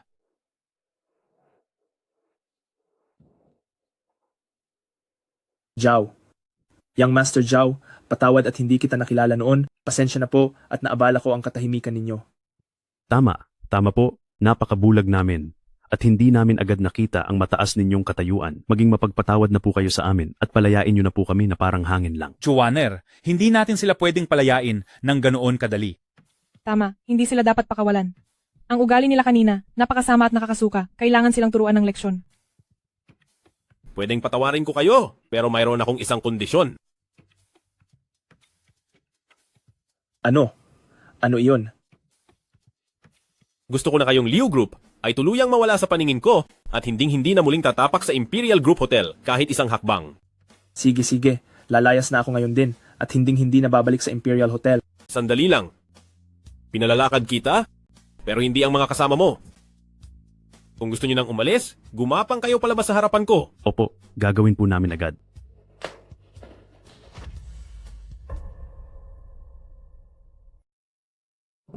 Ang saya talaga. Hahaha, tama ka. Sino ba ang mag-aakala na ang pamangkin natin ay isa palang isang bilyonaryong nagtatago? Kaya naman hindi na natin kailangan pang mag-alala sa buhay niya pagkatapos nito. Ginoong Zhao, kung wala na po kayong kailangan, mauna na po ako. Kung mayroon man kayong kailangan sa hinaharap, sabihan niyo lang po ako hanggat kaya ko itong gawin, gagawin ko po ang lahat. President Sun, maraming salamat po sa inyong tulong ngayong araw. Wala po iyon. Mauuna na po ako sa inyo. Manager, ngayong tapos na ang mga problema, nais na sana naming gamitin ang Heavenly Private Suite. Maaari mo na bang ayusin ito? Ginoong Zhao, maghintay po muna kayo ng sandali. Itatanong ko lang po sa chairman para maibigay namin ang Heavenly Private Suite.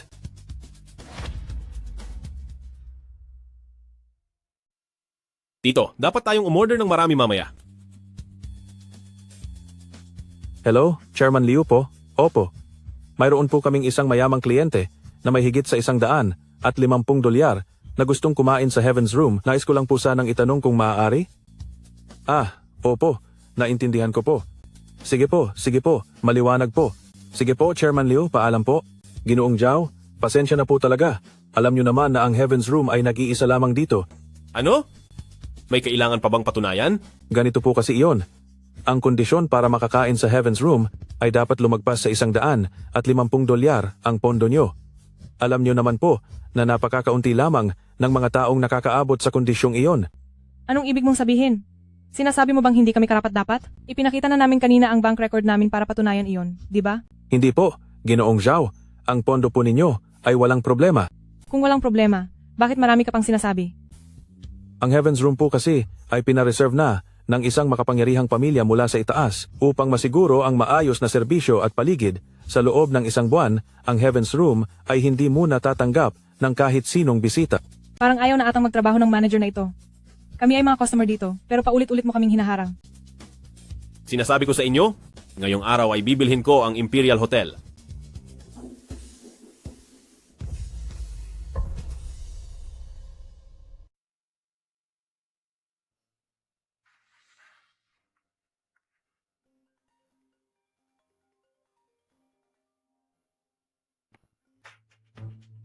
Hello, Chairman Liu. May masamang nangyari. Ang napakayamang bilyonaryong iyon, balak bilhin ang ating Imperial Hotel. Ano?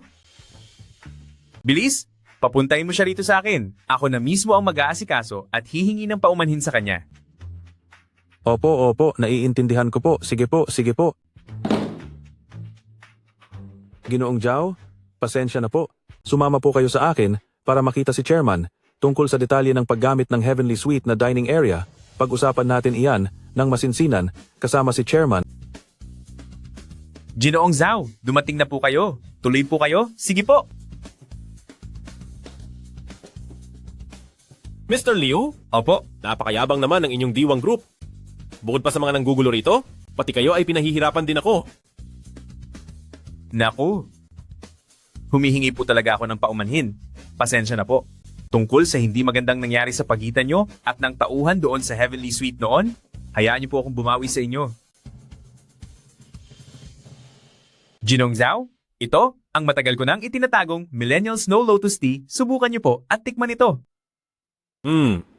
Masarap na, Chap. Bigyan mo pa ako ng ilang takuran nito.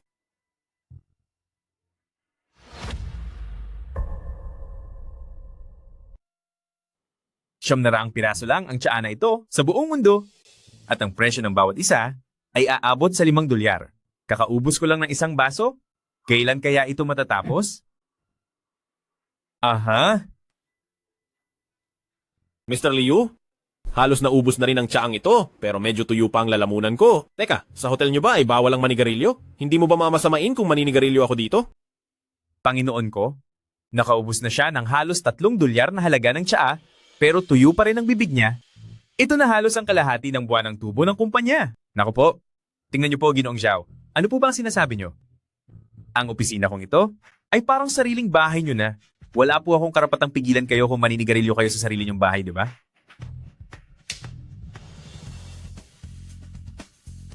Sige, dahil mukha namang tapat ka, hindi ko nabibilhin ang Imperial Hotel pero...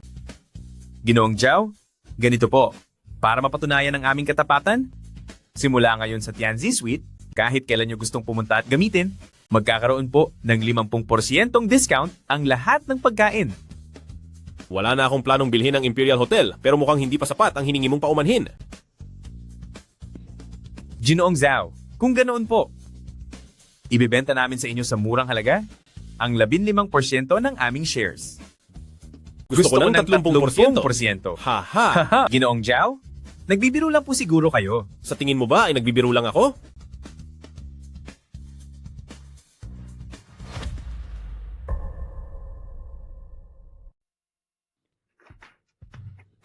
Ginoong Zhao, may medyo malaki po talaga ang halagang ito.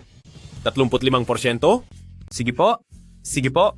Kung 30%, sige po, payag na ako. Ipapahanda ko na po agad ang kontrata. Sandali. Nailipat ko na sa iyo ang 700 dolyar. Ngayon lang ako nakakita ng mamimili na ganoon kabilis at kadaling kausap sa bayaran. Sa ganitong paraan, hindi masamang magbenta pa ng mas maraming share ng kumpanya.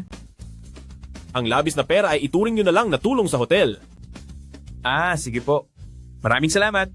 Ingat po kayo sa pag-alis niyo, sir.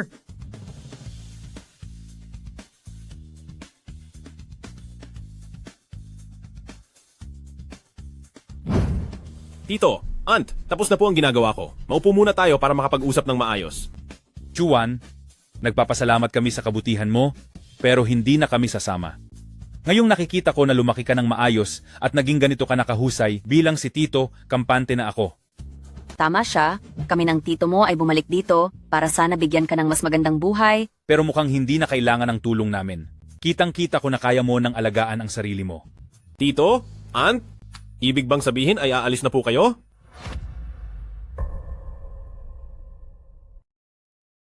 Oo nga po, Jiangnan Group, hindi rin naman pwedeng pabayaan na lang iyan ng ganyan.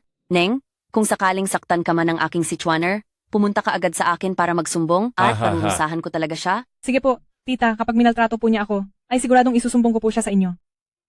Ha ha ha. Tito, Aunt, ihahatid ko na po kayo.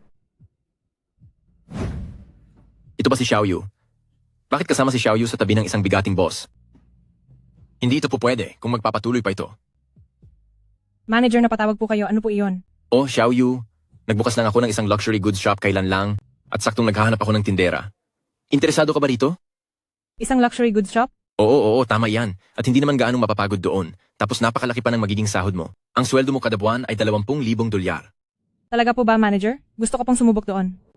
Oh, sige. Magsimula ka na rito sa trabaho. Bukas na bukas din.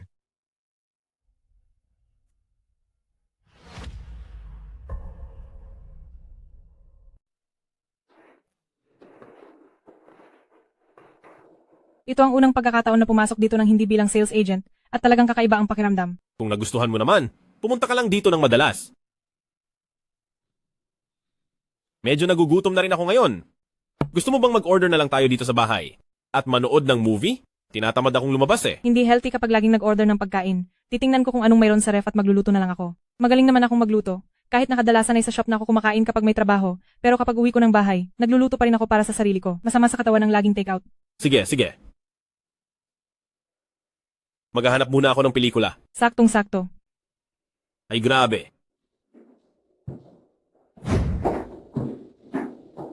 Wow!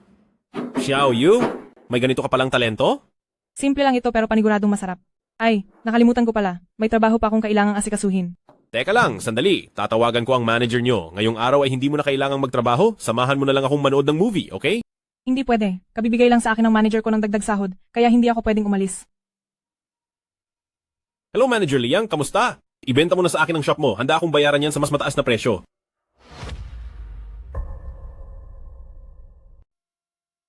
Haha. Napakabait niyo naman po, President Zhao. Dahil nagustuhan niyo ang tindahan ko, ibig sabihin ay pinapahalagahan niyo ako. Huwag na po nating pag-usapan ng sobrang bayad, sa isang salita niyo lang. Ibibigay ko na ito sa inyo. Hindi na kailangang ibigay ito ng libre. Magbigay ka ng presyo at magpapadala ako ng tao para asikasuhin ito. Tungkol naman sa tindahan na Wang Fujing. 3 buwan ko pa lang itong binubuksan, balak niyo po bang kunin ang pwesto lang o pati ang buong gamit ng tindahan? Pati ang buong tindahan. Nung nakuha ko ito, ang bayad sa paglilipat at ang gastos sa dekorasyon ay inabot ng hindi bababa sa $1. Dahil gusto ito ni President Zhao, bibigyan ko kayo ng 50% discount, kaya 50 sentimo na lang po. Manager Liang, negosyo ay negosyo. Ang presyong ibinigay mo sa akin ay sadyang makatarungan na. Ano po ang ibig ninyong sabihin? Manager Liang, ang tindahang ito, sa loob ng 1 taon, ay mababawi na ang puhunan at sa mga susunod na panahon ay puro kita na ang makukuha mo. Ganito na lang, bibilhin ko ito sa halagang doble ng presyo mo. Para makuha ko ang negosyo, isipin mo na lang na pambayad ito sa mga mawawala sa iyo. Ayos ba? Napakapagalante niyo talaga kung gumalaw, President Zhao. Pupunta ako sa tindahan bukas para pirmahan ang kontrata ng paglilipat. Maaari po bang magtanong, sa yaman niyo pong iyan, ay parang imposible na magustuhan niyo ang ganitong maliit na negosyo? Bakit niyo po naisipang bilhin ang tindahan ko? Siyempre, kung hindi po pwedeng sabihin, ituring niyo na lang na hindi ako nagtanong. Sa totoo lang, binibili ko ito para ibigay sa ibang tao.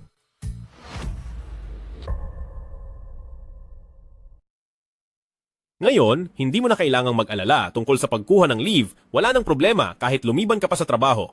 Para lang masamahan kitang kumain, binili mo ang shop ko sa dobleng halaga? Xiaoyu, kung kaya itong ayusin ng pera, bakit pa tayo magsasayang ng oras na intindihin ito? Isa pa, natingnan ko na ang mga records. Kikita ang shop na ito at hinding-hindi malulugi. Kahit na ganoon, sa dami ng ginagastos mong pera, wala bang sumasaway sa'yo? Napakadaldal mo talaga. Ngayon, inuutusan kita, samahan mo lang ako manood ng TV ng tenang, okay?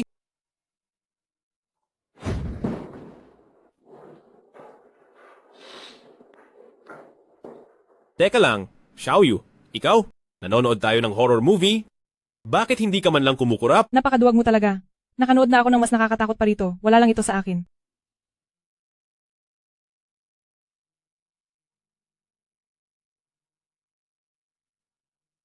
Xiaoyu, may gusto akong sabihin sa'yo. Pero hindi ko alam kung paano ito sisimulang banggitin.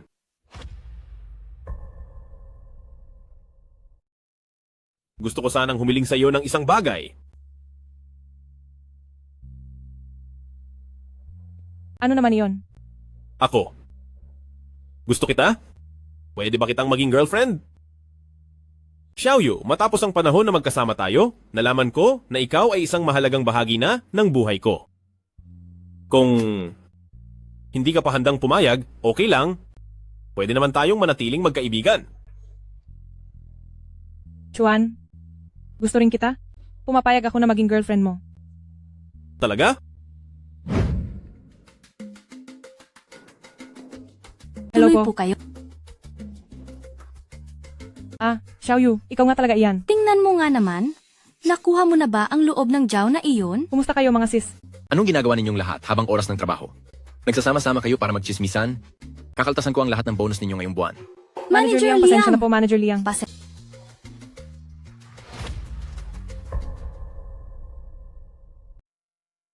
Hoy, Xiaoyu, mukhang nakahanap ka na ng mayaman ah.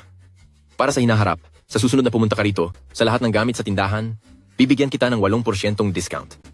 Salamat po, Manager Liang. Maraming salamat, Manager Liang, at pumayag kayong pakawalan at ilipat sa akin ang pagmamay-ari ng tindahang ito. Ano po ang sinasabi nyo? Doble ang ibinayad ni President Zhao sa tunay na halaga nito. Kaya masasabi kong kumita talaga ako.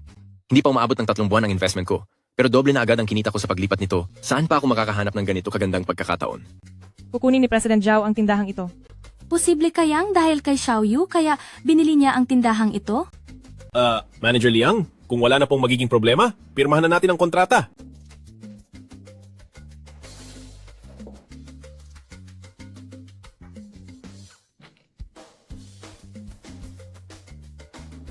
Oh, Manager Liang, wala namang problema sa kontrata, pero mayroon lang akong isang babaguhin.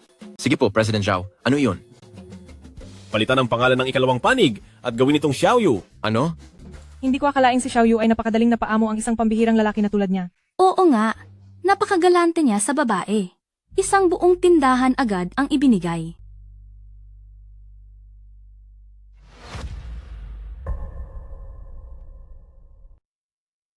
Tama, hindi mali ang narinig mo. Ito ay ang Xiaoyu na nasa harap mo. Sige. Gagawa na ako ngayon ng bagong kontrata.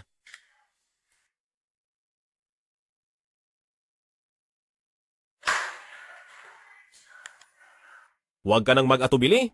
Pumirma ka na agad.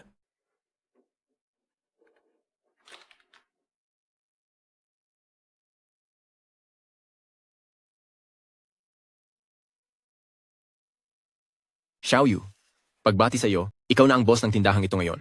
Ipanatili mo itong maayos, magbibigay ito sa iyo ng malaking kita. Salamat po, Manager Liang. President Zhao, hindi na po ako mangiistorbo. Manager Liang, salamat sa abala ngayong araw. President Zhao, pasensya na sa abala ngayon. Magkita-kita tayo muli sa susunod. Sige. May kailangan lang akong asikasuhin. Lalabas muna ako. Babalikan kita kapag natapos na ako. Sige po.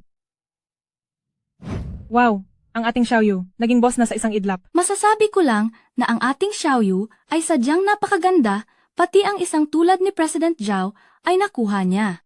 Xiaoyu, kailangan namin ng proteksyon mo. Protektahan mo kami, Xiaoyu. Sige na, mga sis, huwag niyo na akong asarin, kundi babawasan ko ang mga bonus niyo.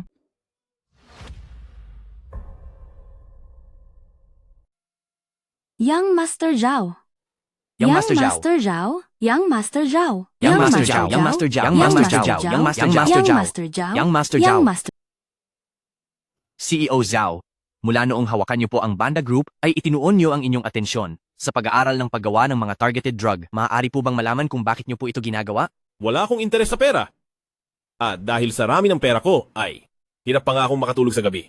Nabanggit na rin po ni Papa Ma ang ganyang bagay. Ito rin po ba ang inyong nararamdaman? Hay, noong una, inisip ko na kapag yumaman na ako, ay magpapakasaya ako at maglulustay at ganoon nga ang ginawa ko sa simula. Hanggang sa dumating ang araw na, ang aking ina ay dahil sa cancer ay wala na siya. Kaya naman, nais kong tulungan ang mas marami pang simple at ordinaryong pamilyang tulad ko.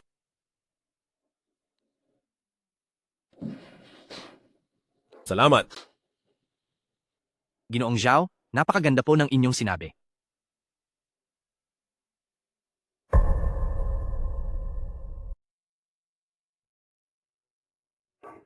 Pasok!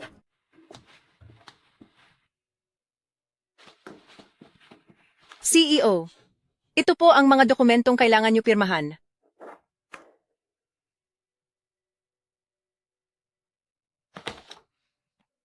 Sige po, CEO. Tapos na ang trabaho mo. Pwede ka nang umalis. Ganyan muna ba talaga ako ayaw makita? Hindi naman sa ayaw kita makita, pero kung hindi ka pa aalis ngayon, baka hindi ka na makakaalis pa. Anong ibig mong sabihin? Mayroong isang babae kanina na nag-apply dito sa ating kumpanya, mukha siyang hirap sa buhay. Sa tingin ng HR, hindi niya binigyan ng importansya ang interview na ito, kaya tinanggihan siya. Oh, anong kinalaman ko doon? Bago siya umalis, may sinabi siya, "Kenal ko ang inyong President Zhao. Sana ay masabi niyo sa kaniya, hindi ko kailangan ng mataas na sahod. Sapat lang para mabuhay ako. Kahit tagalinis pa ay ayos lang sa akin." Mukhang hirap sa buhay? Siguradong nahihirapan na siya ng husto. Anong pangalan niya?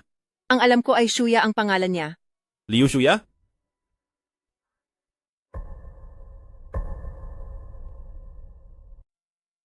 Opo, tama po kayo. President Zhao, talaga po bang kilala niyo siya? Sige po, papapasukin ko na po siya. Sige.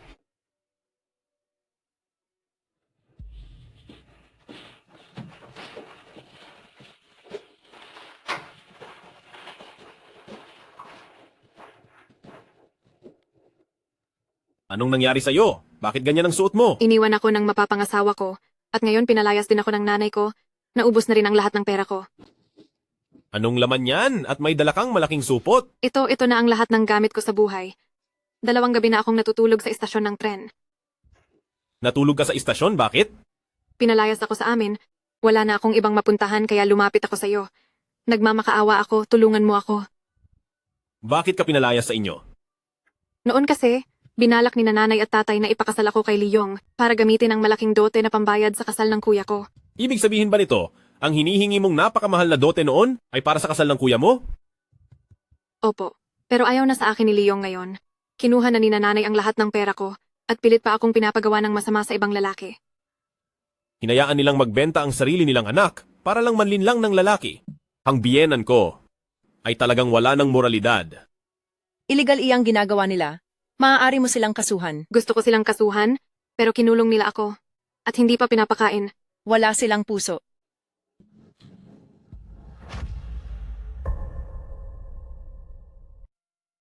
Napakasamang tao talaga.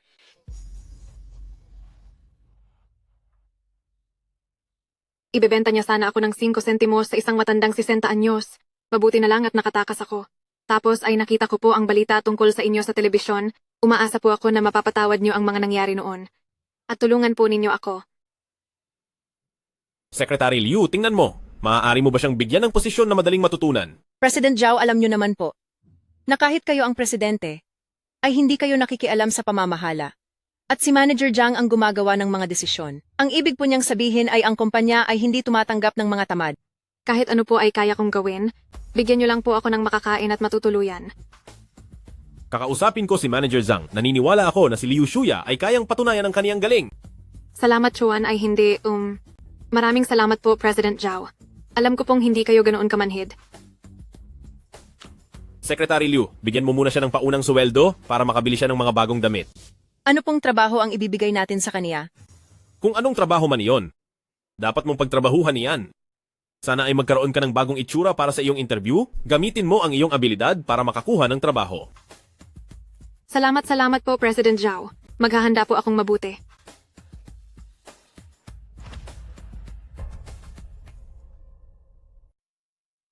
Salamat, President Zhao. Maghahanda po akong mabuti. Tama nga. Nakukuha ng tao ang nararapat para sa kanya. Nabalitaan ko na iniwan ng fiancé ang presidente dati. Siya na kaya yon? May kailangan pa ba kayo? Bakit niyo ako tinitingnan ng ganyan? Kawawa naman ang babaeng yon. Ang malas niya sa mga magulang niya. Hay, kung hindi dahil sa kanilang mag-ina, hindi sana maagang nawala ang nanay ko. Kung ganoon po, bakit niyo pa siya pinanatili? Dahil alam ko ang pakiramdam ng sobrang kawalan ng pag-asa kapag gipit na ang isang tao. Mapanubok talaga ang buhay sa mga mahihirap. Kaya gusto ko siyang bigyan ng pagkakataong magbagong buhay. Naintindihan ko po, President Zhao. Kung wala na pong iba, lalabas na muna ako. Sige. Tuloy. President Zhao, handa na po ang mga dokumento. Naghihintay lang po ako sa utos nyo. Xiaoan, may gusto ka bang itanong tungkol sa sahod o mga benepisyo mo? Ano po? Nais ko rin sanang magtanong tungkol dito sa sweldo. Xiaoan, tungkol naman sa iyong sweldo, mayroon ka bang hinihinging halaga? Ang totoo po, gusto ko lang naman makahanap ng kahit anong trabaho. Hindi ko lang po alam kung mapapantayan ko ang inyong mga pamantayan. Ayos lang yan, gusto ko lang naman kumuha ng driver. Alam nyo po, hindi ko na po ililihim sa inyo. Dati na rin akong naging driver ng isang direktor. Pero nakakapanghinayang dahil may nanabutahe sa akin kaya nauwi ako sa pagde-deliver ng pagkain. Kung hindi dahil sa isang mabait na tao na tulad nyo, marahil hanggang ngayon ay nagbabayad pa rin ako ng mga utang. Kung ganoon, itinadhana nga ang pagkikita natin. Ganto na lang, bibigyan kita buwan-buwan ng ganitong halaga. Ayos na po sa akin ang 1 sentimos, basta't may libreng pagkain at matutuluyan lang. 1 sentimos? Ang ibig kong sabihin ay $1,000,000 kada buwan. Mula ngayon, magtatrabaho ka para sa akin pati bilang bouncer. Ano sa tingin mo? $1 milyong kada buwan? Salamat po, President Zhao. Kayo po ang nagsilbing tagapagligtas ko. Gagalingan ko po ang trabaho ko, hindi ko po kayo bibiguin. Trabaho lang ito, hindi naman kailangan ng ganyan. Bilang lalaki, dapat ay may paninindigan ka. Huwag kang basta-basta yuyuko sa iba. Pero iba po kayo. Gagawin ko ang lahat para sa inyo, kahit na ikapahamak ko pa.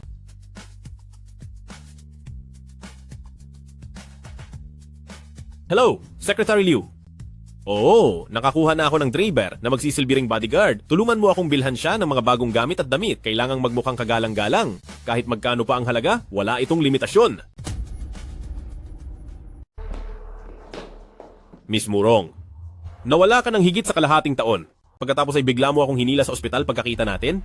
Anong meron? Dinala kita rito para ipakita ang isang bagong klinikal na resulta. Ito naman ang ating research center. Narito ang lahat ng mga nagawa nating pag-aaral. Bailing? Research center po ito? Hindi pinapayagan ng mga tagalabas na pumasok. Hindi niyo po ba alam yon? Pasensya na po, wala akong balak na abalahin ang trabaho nyo. Titingin lang ako sandali at aalis din agad.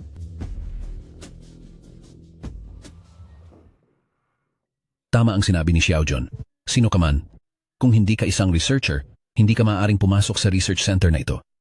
Lolo siya ang nag-invest sa ating research center, si Ginoong Zhao. Ang ating kumpanya, siya ang pinakamalaking shareholder. Kahit pa isa siyang shareholder, hindi dapat pumapasok ng walang pasabi. Patakaran iyon ng ospital. Sige po, wag na kayong magalit. Bukod sa pagtingin sa naging pag-unlad ng trabaho rito, may dinala rin akong reseta ng gamot na mula pa sa aming ninuno. Reseta? Wala kaming oras para pag-aralan ang kung anong karaniwang reseta lang. Pakiusap po, paalisin na si Ginoong Zhao dito. Xiao Jun. Matandang Fang, hindi kailangang magmadaling tumanggi. Tingnan niyo muna ang reseta, at saka niyo pag-isipan kung dapat ba itong gawin. Kung balak lang kami hikayatin ni Ginoong Zhao na para sa sariling interes ay gumawa ng gamot, mapipilitan kaming humanap ng ibang investor. Xiao Jun, pwede bang manahimik ka na lang? Kung ang husay mo sa pagsasalita ay ilalagay mo sa pananaliksik, siguradong mas mapapabilis ang trabaho mo. Mahusay, napakahusay. Maaari ko bang itanong kung ang gumawa ng resetang ito ay buhay pa ba hanggang ngayon? Kung maaari po sana, ay gusto ko siyang bisitahin mismo sa kanila. Sa totoo lang po, Matandang Fang, galing po kami sa pamilya ng mga eksperto sa tradisyonal na gamot. Ang resetang ito ay sinulat ng lolo sa tuhod ko. Sayang naman kung ganoon. Huwag na po kayong malungkot, Matandang Fang. Ayon sa kwento, ang resetang ito ay nakakagamot ng napakaraming uri ng lason. Base sa pagkakalahad ng reseta, kayang-kaya nga nitong mag-alis ng lason. Hindi rin ako sigurado kung ganun nga ito ka-epektibo, kaya matapos nating pag-aralan, kailangan itong isailalim sa pinakamahigpit na pagsusuri. Ibig bang sabihin ni President Zhao ay handa niyang ibigay ang resetang ito ng libre sa amin? Bilang isa sa mga shareholder ng kumpanya, dahil inilabas ko na ang resetang ito, ibig sabihin ay ibinibigay ko na ito. Ngunit mayroon akong isang kondisyon.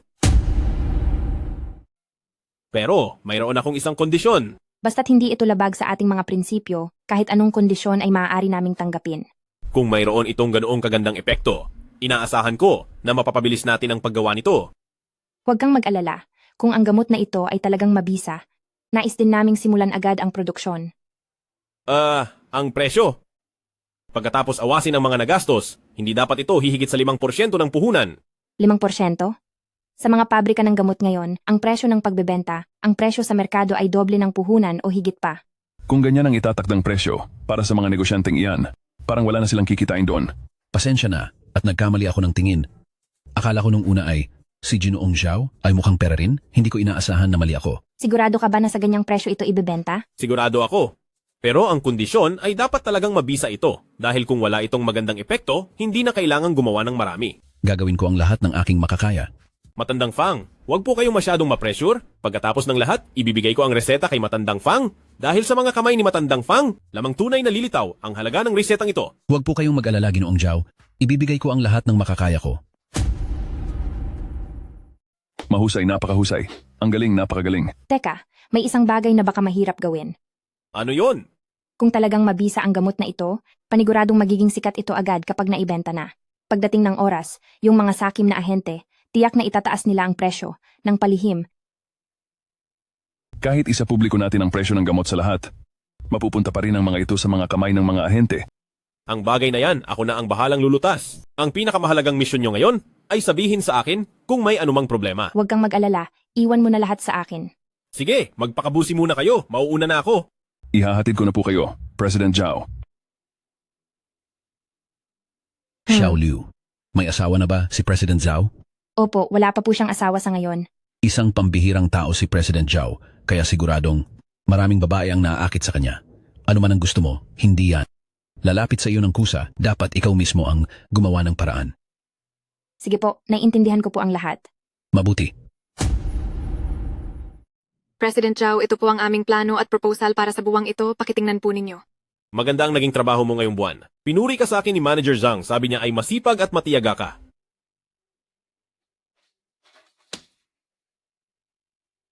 Liu Shuya, sabi mo wala ka nang mapuntahan.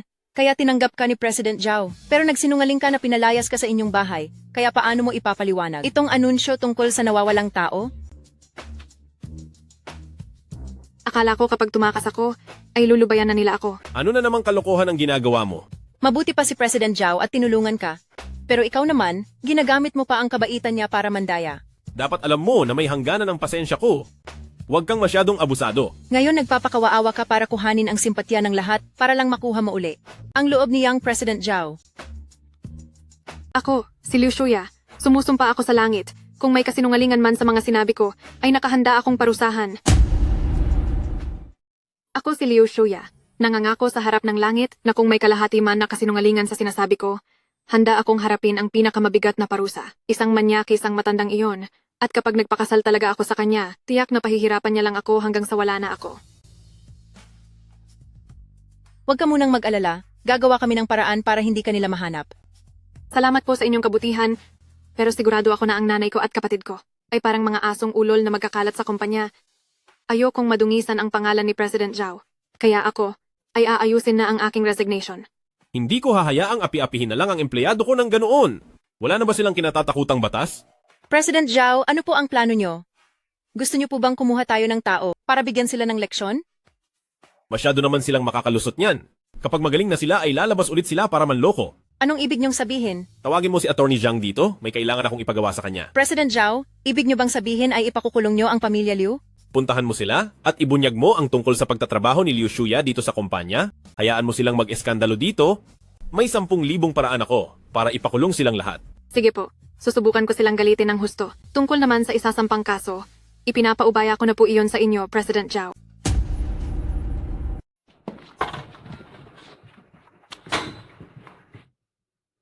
Ikaw ba ang boss ng kumpanyang ito? Nasasangkot ka sa krimen? Palayain mo ang anak ko, kundi ay idedemanda kita. Bilang presidente ng Banda Group, sinisilaan niyo ang reputasyon ko at may karapatan akong iharap kayo sa korte. Zhao Chuan? Oh, naaalala niyo pa pala ako? Akala ko ay kinalimutan niyo na ako. Paano? Bakit? Hindi niyo inaasahan, no? Ang mahirap na lalaking minaliit at hinalamak niyo noon ay isa na ngayong ganap na big time na boss ng grupo. Wala talagang silbi si Liu Shuya. Kung kumapit lang siya sa mayamang ito, hindi sana siya naipakasal sa matandang Wang Shiqian na iyon. Wang Shiqian. Hindi ba yan yung foreman ko nung nagpa-part-time pa ako? Ang sasama talaga ng loob ninyong mga magulang? Ibenta niyo ba naman si Liu Shuya kay Wang Shiqian sa halagang 50 sentimo sa lokong iyon? Kapag hindi mo pa inilabas si Liu Shuya ngayon, gagawa ako ng eksena rito para hindi ka matahimik. Gusto ko ngang makita kung paano ka magwawala. Liu Shuya, sa tingin mo ba wala akong magagawa dahil nagtatago ka riyan? Liu Shuya, lumabas ka rito. Empleyado ng kumpanya namin, si Liu Shuya. Hanggat nasa loob siya ng gusali at hindi pa lumalabas ng pinto, responsibilidad siya ng aming kumpanya. Nandito kayo sa Banda Group, ang mga ginagawa nyo sa aming kumpanya ay nagdudulot na ng pinsala. Ang aming mga abogado ang magpapaasikaso sa inyo sa mga pulis para magpaliwanag. Sino bang tinatakot mo? Liu Shuya, lumayas ka riyan at humarap sa akin.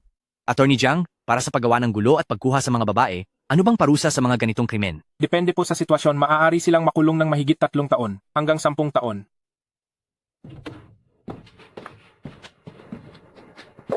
Wala kang kwentang anak, pabigat ka lang. Kapag hindi ka sumama sa akin ngayon, lulumpuhin kita. Bakit? Inubos mo na ba ang pera ni Wang Shiqian? Kung hindi ako sasama sa inyo pabalik, hindi ka patatahimikin ni Wang Shiqian. Walang hiya kang bata ka, pakakasal ka sa oras sa sabihin ko. Dapat ay pinarusahan na kita noon pa, para makita ko kung paano ka patatakas. Kinuha mo ang anak ko nang walang pahintulot, pakawalan niyo siya agad. Narito ang anak nyo at maayos ang kalagayan? Walang pumipigil sa kalayaan niya? Paano nyo nasabing kriminal kami at kinuha ang anak nyo? Attorney Zhang, ang taong ito ay naninira sa presidente ng ating kumpanya. Anong batas ang nararapat para sa kanya? Dinidisiplina ko ang sarili kong anak. Anong labag sa batas doon? Attorney Zhang, tapos na ang pangangalap ng ebidensya. Maaari ka na pong kumilos. Security. Ilayo siya.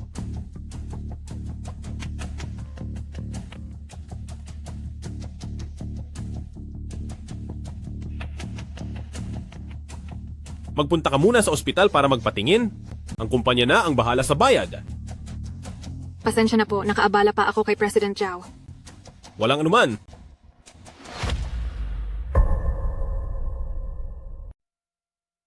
Nagpadala na ako ng tao para bantayan ng nanay mo at si kuya, kaya hindi na muna sila dapat gumawa ng gulo sa ngayon. Ang kabutihan mo, President Zhao, ay hinding-hindi ko makakalimutan kailanman. Pero alam kong walang libreng bagay dito sa mundo. President Zhao, kung may gusto kang hilingin, sabihin mo lang hanggat kaya ko itong gawin. Napakasimple lang. Gusto ko na sa kontrata ng trabaho mo ay may dagdag na kasunduan. Sa oras na magtagumpay ka na sa buhay at may ibang kumpanya na gustong kuhanin ka, hindi ka pwedeng umalis. Walang problema po, President Zhao. Hindi ko po naisip na lumipat ng kumpanya kailanman. Pati na ang mga bagay na sisira sa ating kumpanya, hinding-hindi ko gagawin yon. Sige, kapag natapos mo na ang kontrata ay bumalik ka na sa pwesto mo para magpahinga. Opo, President Zhao. Totoo nga, kapag may pera ka na, puro mabubuting tao na ang nasa paligid mo. Hinding-hindi mo malalaman sa likod ng pakitang tao na katapatan kung anong tunay na kulay ang itinatago nila. Paihey. Pasok. Bakit hindi ka doon mag-focus sa pananaliksik mo? At napadpad ka rito para magtambay? Lumabas na ang resulta ng pagsusuri. Hulaan mo kung ano. Wala itong kahit anong side effect. Talagang kahanga-hanga ka, matandang Fang.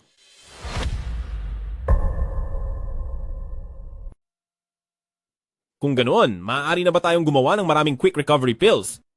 Basta't mayroon tayong patent at makuha ang pag-aproba ng Food and Drug Administration, maaari na nating simulan ang malawakang produksyon. Sige, Secretary Liu, ikaw na ang bahala rito. Kaya pala binili ng President Zhao ang Jiang Group ay para ang presyo ng quick recovery pill ay hindi abusuhin sa komersyo. Ang quick recovery pill na ito ay hindi ordinaryong gamot lamang. Kailangang magkaroon tayo ng maayos na sistema ng bentahan para mas maging sigurado ang lahat. Aasikasuhin ko na po agad ang mga kailangang gawin para sa paglalabas nito sa merkado. Sige, gawin mo na.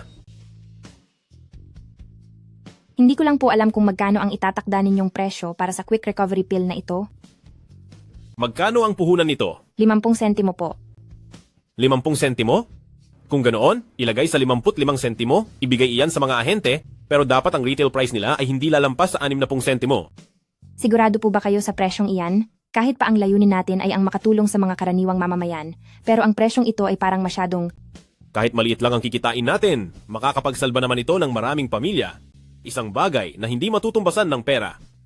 Tama nga ang sabi ni Matandang Fang, hindi nga po kayo ordinaryong tao, tunay na kahanga-hanga ang inyong pananaw.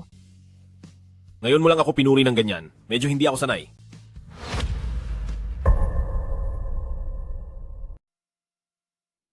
Zhao Chuan, siguro ay pinadala ka ng langit para iligtas ang mundong ito?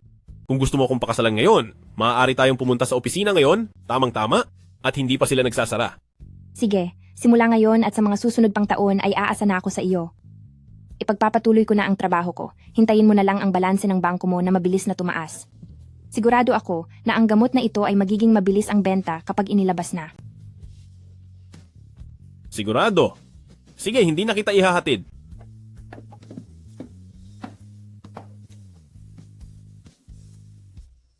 Hello, Isang buwan mo na akong hindi dinadalaw. May iba ka na ba sa labas? hindi ba't naging abala ako kamakailan sa mga gawain sa kumpanya ng gamot? Hindi lang ako nakabisita. Sa tingin ko, ay nakipagkita ka na naman at nakipag-flirt sa Bailing na iyon. Anong kalokohan ang sinasabi mo? Magkatrabaho lang kami ni Bailing. Sige na, alam ko nang nagkamali ako. Babalik ako sa villa mamayang gabi at ipagluluto kita ng masarap. Huwag na, may lakad pa ako mamayang gabi. Ibaba ko na ang tawag.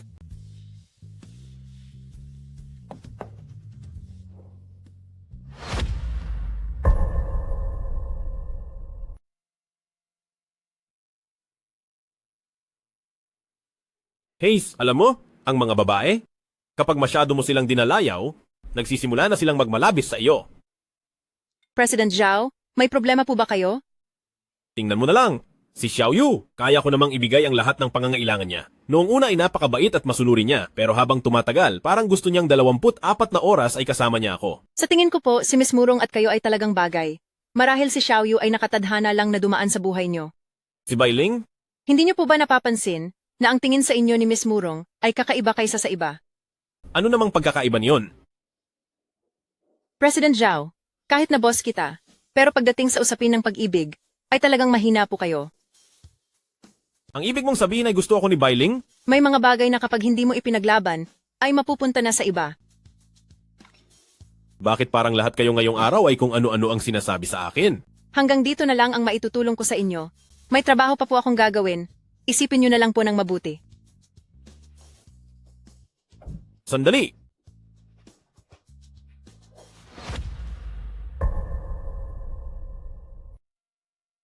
President Zhao, ang gamot na ginawa ng Banda Group at ang Baida Foundation ay parehong nakakuha ng magagandang komento mula sa ating mga mamamayan. Itatanong ko lang po kung itong target drug na Baida Medicine ay katulad din ng gamot sa puso noon na ibebenta sa murang halaga para sa lahat? Ang layunin ng aming Banda Group ay para sa bawat mamamayan na makapagpagamot at makabili ng gamot. Iyan ang prinsipyo ng aming kumpanya. Naku po, narinig ko na sa Makalawa ay magpapakasal na po kayo sa anak ni Murong. Totoo po ba ang balitang ito? Mahal namin ang isa't isa ng anak ni Murong at laking pasasalamat ko sa inyong mga pagbati. Kapag dumating ang araw ng kasal namin, inaasahan ko ang pagpunta ninyong lahat. Binabati po kita, Young Master Zhao. Maraming salamat. Ang ating President Zhao! President Zhao! Ano ang nangyayari sa inyo, President Zhao? President Zhao! President Zhao! President Zhao!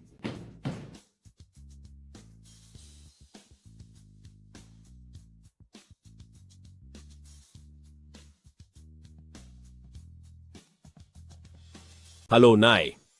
Ikaw talagang bata ka. Tanghali na, pero bakit tulog ka pa rin? Halika rito agad at tulungan mo ako sa bukid. Nay!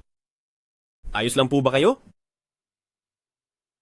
Ano bang pinagsasabi mo dyan? Bilisan mo na rito. Sige po, uuwi. Uuwi na ako dyan para mananghalian.